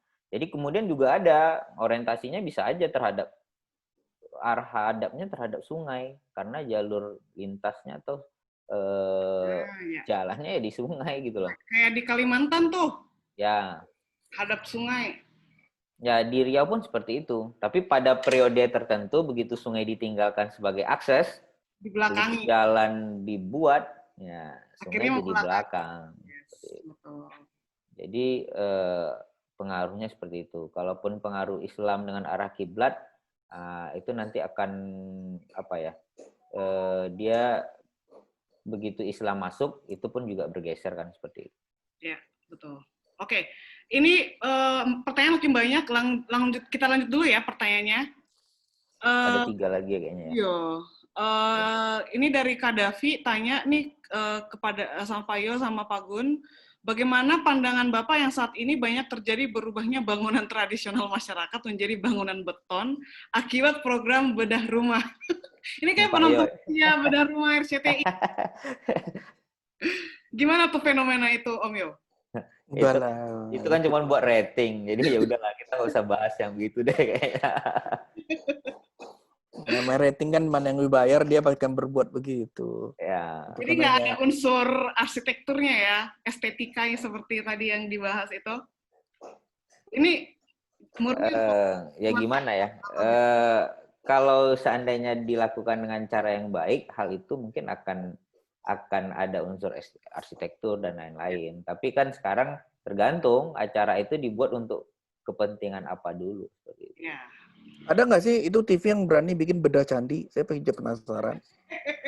Kayak langsung di demo nanti, hashtag gitu kan. Oh enggak, kalau bedah rumah kecil kan itu ratingnya kayak Indonesia. Saya pengen lihat ada nggak stasiun TV yang berani bedah candi? Itu kan bisa sampai dunia itu ratingnya. Coba Kita lihat. banget. Saya UNESCO kan bisa lihat juga gitu kan. Ada nggak yang berani bedah candi? Kayak nggak ada Om, pastilah. Mana berani. Kan? Itu kan beda lah. Itu mindsetnya kan untuk komersialisasi. Untuk komersil. Jadi ya pasti beda sih. Yang Settingan. Jadi bangunan betul. Ini ada dari Naufal Saranani dari UIN Alauddin Makassar. Pak, saya hanya ingin meminta pandangan Bapak atas kalimat berpikir global, bertindak lokal. Apakah hari ini lokalitas atau nilai tradisional ini dapat survive di tengah kontemporasi zaman? Mohon pandangannya, Pak. Wah, ini kalau salah jawab saya dicabut ijazahnya nih. Itu tagline-nya UGM itu. Saya bahkan lupa ini. Ya, kayaknya sih ya, tapi saya itu tagline-nya UGM itu. Think globally, act locally itu. Understanding ya? Ya itu tagline-nya UGM yang berapa tahun di itu. Semangatnya sebenarnya. Kita apakah dengan gini deh, saya cerita ada pengalaman pribadi. Ketika saya ketemu sama dosen saya, kebetulan dia orang Irish campur Prancis. Kenapa kamu ngambil disertasi itu kan? Saya bilang, saya kan mempertanyakan diri saya sendiri, disertasi saya kan. Mempertanyakan suku saya sendiri. Yeah. Saya tanya, kalau saya bertanya sama musuh saya, dia akan berikan yang jelek-jeleknya tentang saya. Kalau saya bertanya pada teman saya, sahabat saya, dia akan memberitahu yang bagus-bagus tentang saya. Pertanyaannya adalah, bagaimana kalau saya mempertanyakan diri saya sendiri? Gitu. Jawabannya gampang sekali katanya profesor itu. Kamu tidak akan pernah netral katanya. Karena saya bicara tentang diri saya kan? Ya. Tentang saya, ibu saya, nenek saya nggak akan pernah netral. Lah kan saya bingung tuh kalau profesornya ngomong sedikit aja tuh. Saya tanya, kejar lagi. Maksudnya apa? Dia bilang gini, bahwa kita menilai itu susah untuk objektif sebenarnya. Ada banyak faktor yang mempengaruhi kita. Katakan kalau kita juri mungkin kita bisa netral. Atau kita investigator kita bisa netral dengan parameter kan. Tapi begitu bicara tentang budaya, arsitektur, kita susah netral. Karena kita hidup di dalam itu. Dia sudah masuk bagian dari kita. Nah, apa yang bisa dilakukan? Ini menyambung pertanyaan si mbaknya tadi ya. Apa yang bisa dilakukan adalah berusaha untuk menyatakan atau membuat itu menjadi seimbang. Balance. Kalau saya berpikiran kayak orang barat misalnya ya, katakan begitu yang strict, artinya saya telat 15 menit tadi langsung di-kick dong. Unpunctual kan? Tapi kan saya kasih tahu alasannya. Kenapa? Ya ada adat ketimuran kita masuk di situ gitu. Itu yang penting. Boleh kita berpikir global, tapi kita bertindak lokal. Itu maksudnya kan. Itu konsepnya begitu. Kalau saya melihatnya begitu. Jadi tidak semuanya nilai yang kita bilang global itu tepat untuk kita. Dan juga tidak semuanya nilai lokal kita itu juga tepat juga kalau kita bawa ke dunia lokal. Contoh,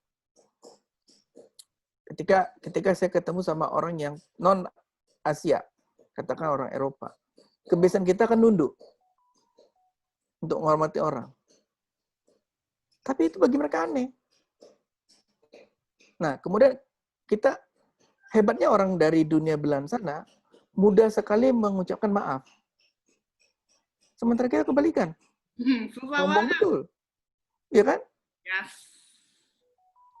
Sekarang timuran mana sih? Kita apa dia? Gitu. Nah, sekarang itu. Jadi, think global itu maksudnya, apa yang bisa kita ambil dari yang global itu, coba dia ada dua ya. Ada adaptasi, ada adopsi. Jadi ada dua hal itu yang harus kita pelajari betul sebelum kita bawa ke lokal. Jadi saya juga tidak selamanya sesuai dengan adopsi, ya kan? Ada juga namanya adaptasi. Dua kata yang mirip banget, tapi artinya beda. Nah, ketika kita belajar tentang nilai-nilai luar, kita tidak bisa serta-merta langsung mengadopsi, tapi lebih baik kita mengadaptasinya ke kita. Itu kalau saya melihatnya selalu begitu. Begitu juga saya yang kalau misalnya ketemu orang, saya nggak bisa juga orang itu misalnya katakan non Indonesia, dia harus beradaptasi ke kita, saya nggak bisa, adopsi saya nggak bisa. Misal kayak gini, kita kalau ketemu biasanya salaman gitu kan. Atau kalau orang Melayu itu kalau ketemu lebih tua dia akan salamannya bukan tangan, tapi meletakkan tangan yang orang lebih dihormati di jidatnya. Salim, yang salim itu. Iya. Iya. Itu budaya Melayu loh. Iya. Tapi udah dipraktekin di seluruh Indonesia nih kayaknya. Anak-anak Ya kan, sekolah, khususnya untuk anak sekolah. Dan tidak terhadap semua orang juga akan saya begitu. Contoh, saya kalau ketemu dosen-dosen saya, tidak semua dosen saya akan salamin begitu. Tapi mana yang saya anggap yang paling, itulah yang begitu. Begitu juga anak kecil ketemu orang tua, dia akan melihat itu strata, kalau lebih tua, dia akan salaman begitu. Tapi kalau di salaman yang lebih, mungkin dia lebih muda, tapi stratanya lebih tinggi, dia akan mungkin belum tentu juga begitu, kan? Kayak ini Pak ya, Danone Cup, pemain-pemain Indonesia salimin iya. salimin wasitnya. Danone Cup yang kayak di bawah itu kan? Ya pokoknya pemain junior timnas Indonesia yang main di sana, ketika ketemu pelatihnya dia salinan gitu. Aduh, sampai dibawa lah ke sana. Nah, menarik banget nih. Ini ada pertanyaan, ini terakhir nih kayaknya, yang lain udah dibaca. Ini tapi lumayan yang paling panjang nih, Om. Halo, selamat siang, Pak Gun, Pak Yohanes. Saya Arieska Avianda, praktisi arsitek di Semarang. Saya apresiasi banget dengan buku Arsitektur Melayu ini. Saya pengen tahu nih, selain pendokumentasian saja, apakah sudah ada upaya Pak Gun dan Pak Yo sebagai akademisi untuk mengkomunikasikannya ke local government dan instansi swasta juga yang terkait usaha pelestarian arsitektur vernakular Melayu ini.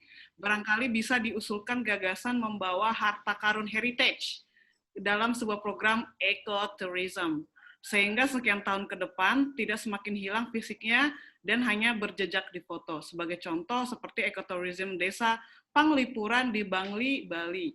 Saya rasa ini bisa jadi hal yang sangat menarik untuk wisata budaya. Ini udah disinggung tadi sedikit, Om Yo. Ayo lah. UNESCO itu tidak ada T. UNESCO. Ya. International Education, UNESCO kan, culture, kan. Tidak ada huruf T di situ. Nggak ada kan? UNESCO itu berbicara tentang T. Tourism nggak ada ya? Nggak ada. Dia bicara tentang E dan C. Education and culture kan? Yes. Nah, saya bukan menolak ekotourism. Bagi saya, ekotourism itu berada di ujung, di hilirnya ini semua. Apa pangkalnya? Dokumentasi. Setelah dokumentasi apa? Kita mulai melindungi, mulai buat rencana, mulai pemanfaatan. Nah, di level-level inilah pemerintah sebenarnya akan lebih banyak berperan. Apakah kita bisa melindungi?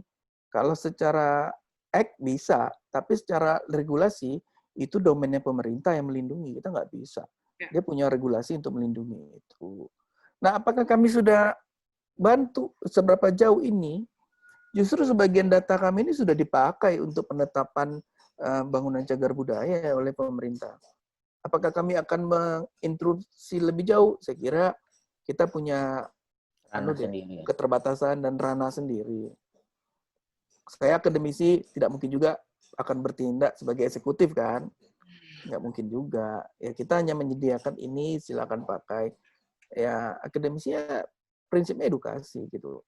Kalaupun kayak Pak Gun tuh di belakangnya banyak gambar coret-coret ya, studionya, dia akan pakai di pekerjaan praktisinya dia secara pelan-pelan, ya kan. Jadi mengedukasi kan tidak selamanya hanya di sekolah atau lihat buku, tapi dia udah praktek gitu. Saya kira sih gitu sih. Yes. Menolak ekoturisme. Saya kira itu diletakkan di ujung. Ya. Bagun itu coba. Ya apa ya? ya Pak Yo juga terlibat dalam sebagai unsur akademisi dalam pemerintahan untuk memberikan masukan bagi pemerintah dalam kegiatan-kegiatan heritage ini sebenarnya. Jadi bukan kita tidak membawa, misalnya ini gagasan kita tidak seperti itu. Jadi langkah-langkahnya kita sih inginnya seperti itu. Jadi bukan kita aja sih yang ingin mendokumentasikan. Kita sebenarnya buku ini juga inginnya juga mendorong orang juga melakukan pendokumentasian, baik itu bangunan apa saja yang bisa berbau cagar budaya dan lainnya, sehingga kita lakukan secara bersama-sama seperti itu.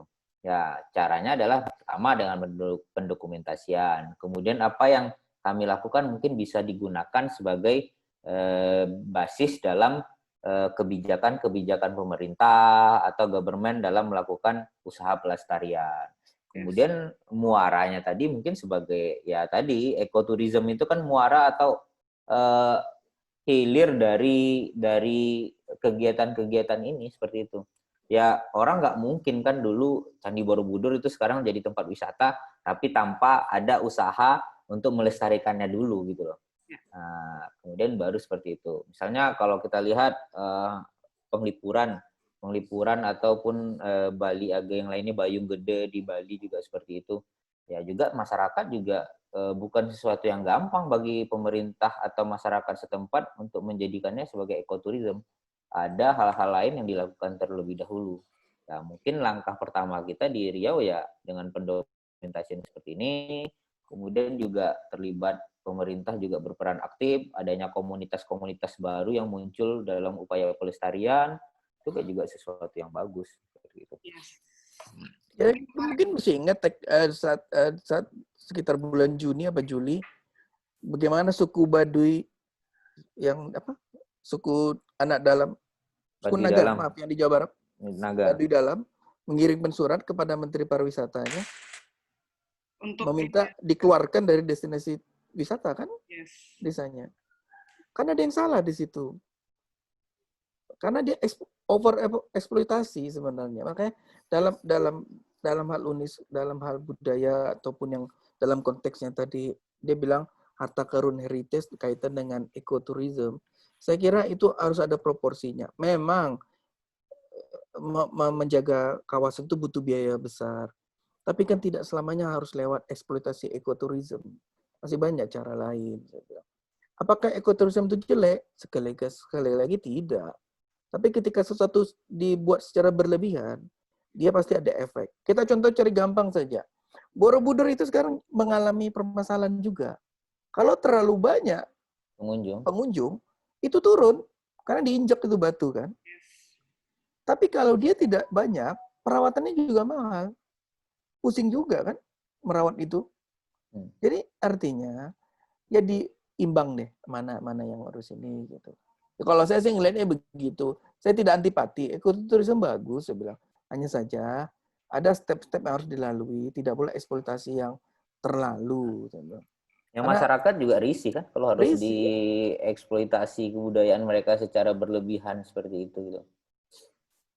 Atau bahkan sudah tergerus sih, atau mungkin jangan-jangan karena udah jadi mata pencaharian utama, mereka dikondisikan itu menjadi sumber penghasilan utama. Ada juga masyarakat yang dalam tanda kutip terlalu memaksa diri untuk membuat tempatnya jadi ekoturism. Ya bisa aja. Bisa aja. Oke, ini padahal tadi udah pertanyaan terakhir, ini ada lagi nih pertanyaan terakhir lagi nih Om. Benar-benar terakhir kayaknya udah hot ya. Ini kayaknya di jadwalnya di posternya kan dari jam 10 sampai jam 11, ini udah jam 11.42 ini. Jadi lesson learn untuk kegiatan berikutnya kayaknya nggak sejam.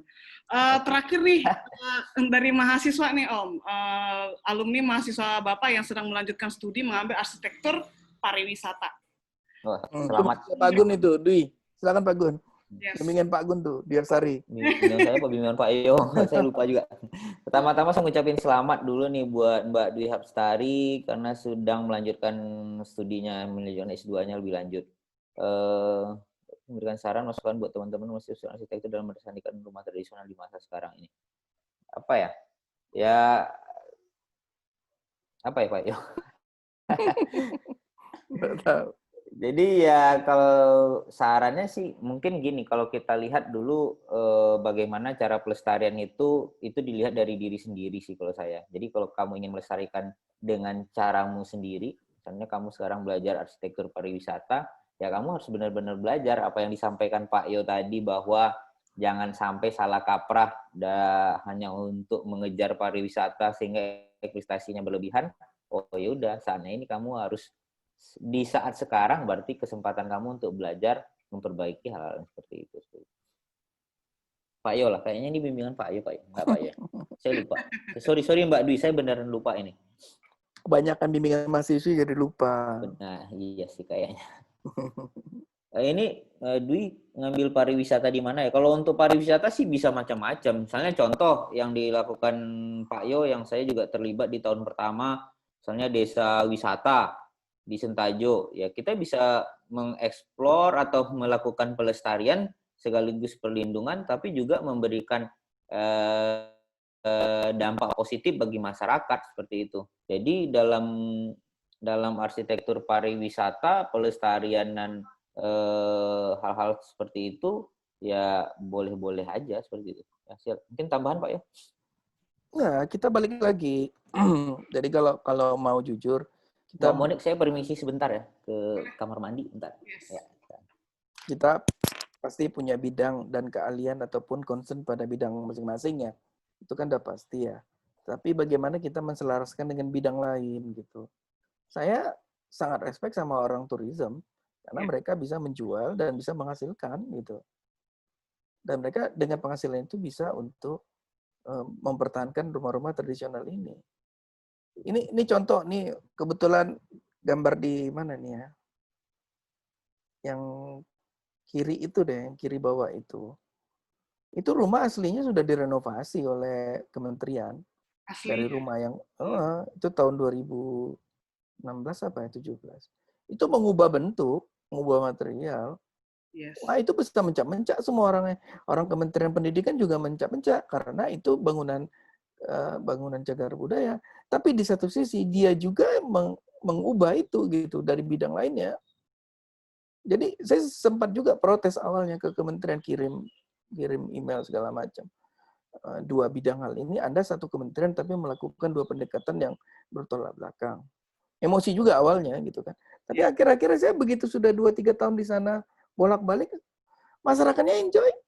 Mau gimana saya bilang. Dengan itu, karena ada standar Sabta Pesona untuk wisata itu ada beberapa persyaratan yang harus dipenuhi. Ternyata mereka lebih milih untuk memperbarui kan, tidak mempertahankan keaslian. Ya itu kan mereka sudah diskusi adat dan mereka mengambil keputusan itu gitu. Ya silakan saja karena bagi mereka yang paling penting adalah rumah itu ada dan mereka nggak sanggup mempertahankan. Guna mempertahankan itu mereka butuh orang eksternal. Nah, bagaimana? Ya salah satunya ya dia berani menerima orang luar. Dan informasi itu desa yang tadi itu untuk pertama kalinya dalam sejarahnya udah 400 tahun menerima event tourism tahun lalu. Untuk pertama kalinya. Pertama kali ya? Ternyata bimbingan Pak Wahyu, Pak Yo, bukan bimbingan kita. Oh ya. Ya, makanya. Jadi gitu deh, kita nggak bisa mendewakan satu bidang, satu ilmu kita juga. Sama kayak saya tadi, ngeliat arsitektur juga nggak bisa dari satu sisi, pasti ada sisi lain gitu. Tapi ya bagaimanapun juga ya semua pendapat seharusnya kan kita terima lah. Bagaimana ini. Wah, UGM itu anak Pak Gun itu, bimbing Pak Wahyu. Wah. Itu kan, jangan komen deh, nanti kena panggil. Reunian Pak Gun tuh alumni sana itu, alumni UGM. Emang Pak Yo enggak? Oke. Sebenarnya durasi waktu kita ya seperti karena diskusinya memang hangat dan hot ya. Bukan hangat lagi, udah hot semakin siang di sini. Tadi sudah terjawab semua pertanyaannya. Dan nanti di akhir acara saya akan umumkan penerima giveaway buku Arsitektur Melayu Rumah Tradisional dalam Sketsa dan Lensa. Diumumin nanti ya sebelum penutup. Nah, ada nih pertanyaan yang saya tidak tuliskan di daftar pertanyaan saya yang dikirimkan ke Om Berdua, yaitu nih, apa sih kegelisahan Om Berdua nih sebagai akademisi atau praktisi eh, ilmu arsitektur belakangan ini? Apa sih yang kalian gelisahkan belakangan ini? Saya, Oke, kalau saya cuma satu gelisahnya hari ini. apa Om? Saya nggak bisa survei.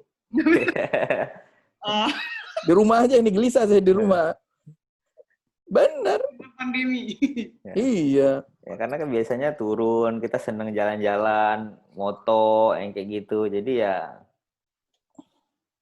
ya ini sih, menyambung dari yang Pak Yo, kegelisahannya nggak bisa survei. Ya itu juga terkait dengan, ya ini, kalau kita tidak dokumentasikan, lama-lama ini akan hilang, seperti itu. Oke. Ya hilangnya bisa ya tadi, bisa emang kebutuhan, emang dimakan usia. Namun kalau itu tidak didokumentasikan, dan mungkin cara yang bisa atau kita cuman bisa lakukan untuk melanjutkan literasi tadi ya dengan cara dokumentasi seperti itu gitu. Makanya mungkin kegelisahan kita sehingga buku ini kita terbitkan, salah satunya seperti itu.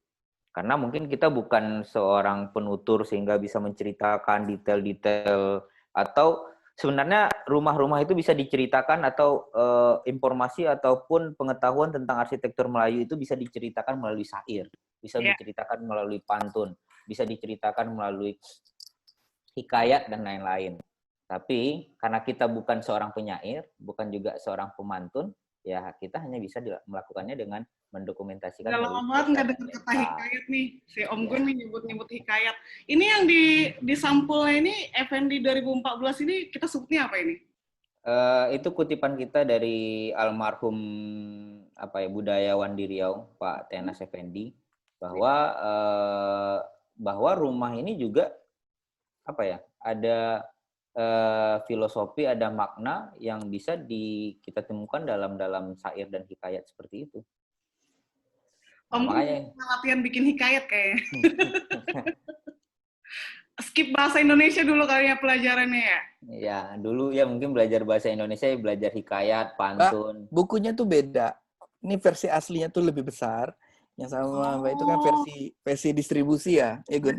Ya. Nah, makanya tadi ada tulisnya itu saya harus buka buku asli. Tadi nanyanya apa? Maaf. Nggak hafal saya. Karena bukunya sebenarnya sudah selesai setahun yang lalu, dari Maret 2019. Tapi kan baru dipublish itu tahun 2020. Maaf, saya baca lagi katanya itu. Ini yang tentang ini Pak Yo. Saya juga nggak hafal kalau hikayatnya itu. Ini yang bertiang dan bertangga Pak Yo. Dia kenapa rumah orang itu rumah panggung, itu jawabannya itu. Iya. Ya, Kenapa itu bertiang? itu Ya. kenapa berpanggung? Kan dia mulai dengan kata-kata bukan karena, tapi kan yang bertiang, yang bertangga. Yes. Kan kalau kita bawa kaidah bahasa Indonesia sudah pasti salah. Yang itu kan kata sambung, nggak mungkin di awal gitu kan. Tapi dalam hikayat Melayu, Syair ya. Ini syair. oh, syair ya? Ya, ini syair. Ya, dia sama. Dia juga menghubungkan, tapi dia menghubungkan bukan antar kalimat. Beda lah. Ya ini nilainya ya. Ya. Dia yang itu tetap penghubung, cuman kalau dalam bahasa Indonesia kan dihubung kalimat ya, yang itu. Ya, betul. Which atau apa what gitu kan antar kalimat. Tapi di situ tuh menghubungkan antara syairnya dengan kehidupan. Jadi yang itu memang, makanya yang itu satu. Yang kedua, yang itu kan yang widi, yang maha. Jadi memang perletakan kata yang di depan hikayat itu kalau ya tinggi gitu, bukannya kata hubungnya saja gitu. Menghubungkan ke yang lebih tinggi. Ya itu tadi mikrokosmiknya di situ, dari kalimatnya bisa kelihatan. Kalau kita baca sebenarnya syair yang di sini nih, kan di sini bunyinya gini Mbak, yang bertiang dan bertangga, beratap penampung hujan dan penyangga panas, berdinding penghambat angin dan tempias. Jadi sebenarnya dalam syair ini udah diceritain bahwa rumah Melayu itu bukan hanya sebatas sebagai tempat tinggal, tapi juga di sana juga ada itu tuh, di bawahnya kan ada tuh berikutnya, tempat berhimpun sanak saudara. Berarti artinya apa? Tempat orang berkumpul, tempat berunding cerdik pandai, di mana orang berdiskusi. Jadi rumah itu juga tempat bercakap alim ulama, orang-orang alim menyampaikan pituah-pituahnya juga di dalam rumah, tempat beradat berketurunan. Jadi tempat melasukan pernikahan, tempat ya macam-macam. Jadi kalau kita lihat di situ kan sampai yang berhalaman berdusun, bahwa berhalaman berdusun itu kan, dusun itu sesuatu banyak rumah perkampungan, sehingga bahwa rumah itu juga bahwa kegiatan atau sosial masyarakatnya juga di situ. Jadi dalam dalam syair ini disampaikan bahwa rumah bagi orang Melayu itu bukan hanya terbatas secara fisik, tapi juga dimensi-dimensi lainnya seperti itu. Bertepuk kisi-kisi dah wes. Ini saya merinding sih pas lihat ini karena kayak kesan pertama langsung baca ini, buset kayak udah lama banget nggak ketemu yang begini gitu. Dalam banget sih maknanya dan ternyata bisa jadi ternyata maknanya pun ya itu tadi ya mikrokosmos ya dalam makna rumah Melayu, rumah panggung Melayu. Keren. Luar biasa sekali. Sisa 7 menit lagi pertemuan kita di siang hari ini. Mungkin terakhir 1 menit kalimat penutup atau pesan-pesan sponsor dari Om Gun dan Om Yo untuk yang hadir audiens kita di hari ini atau secara umum pesan-pesannya nih sebagai closing statement. Gun. Saya dulu ya Pak Yo. Kalau saya sih ini kita ini terkait dengan karena kita bahas buku ini ya. Jadi buku ini bukan intinya bukan hanya apa yang kita dokumentasikan, tapi kita berharap juga teman-teman melakukan dokumentasi yang sama. Apa yang bisa kita lakukan hari ini hanya berupa dokumentasi, dan juga berharap teman-teman apa yang bisa teman-teman lakukan untuk pelestarian arsitektur tradisional di mana aja, lakukanlah dengan sebisanya masing-masing seperti itu. Pak Yo silakan. Pak Yo. Saya malah baca bukunya nih karena udah lama nggak. Sekalian nih. Ya maklum lah sibuknya aneh-aneh sekarang. Apa ya? Ini kaitan dengan buku ya. Jadi saya dulu diajarin begini sama teman saya. Sebenarnya tantangan. Lu ngapain sibuk-sibuk jalan-jalan kok nggak ditulis? Nah itu. Nah saya juga mikir, saya sudah foto-foto, sudah sketsa, sudah nulis, mau diapain gitu kan. Nah itu sebenarnya saya mulai kan udah dari 2003. Terbengkalai lama. Saya sadar bahwa setiap orang tuh punya keterbatasan dan juga punya waktu yang tidak banyak juga setiap orang. Bahkan kemampuan juga tidak sama. Alangkah baiknya jika teman-teman ada yang punya pengetahuan itu berkolaborasi sehingga dokumentasi itu jadi dengan cepat gitu. Kalau saya itu aja sih. Karena itu yang paling mudah, yang paling cepat bisa kita lakukan untuk saat ini.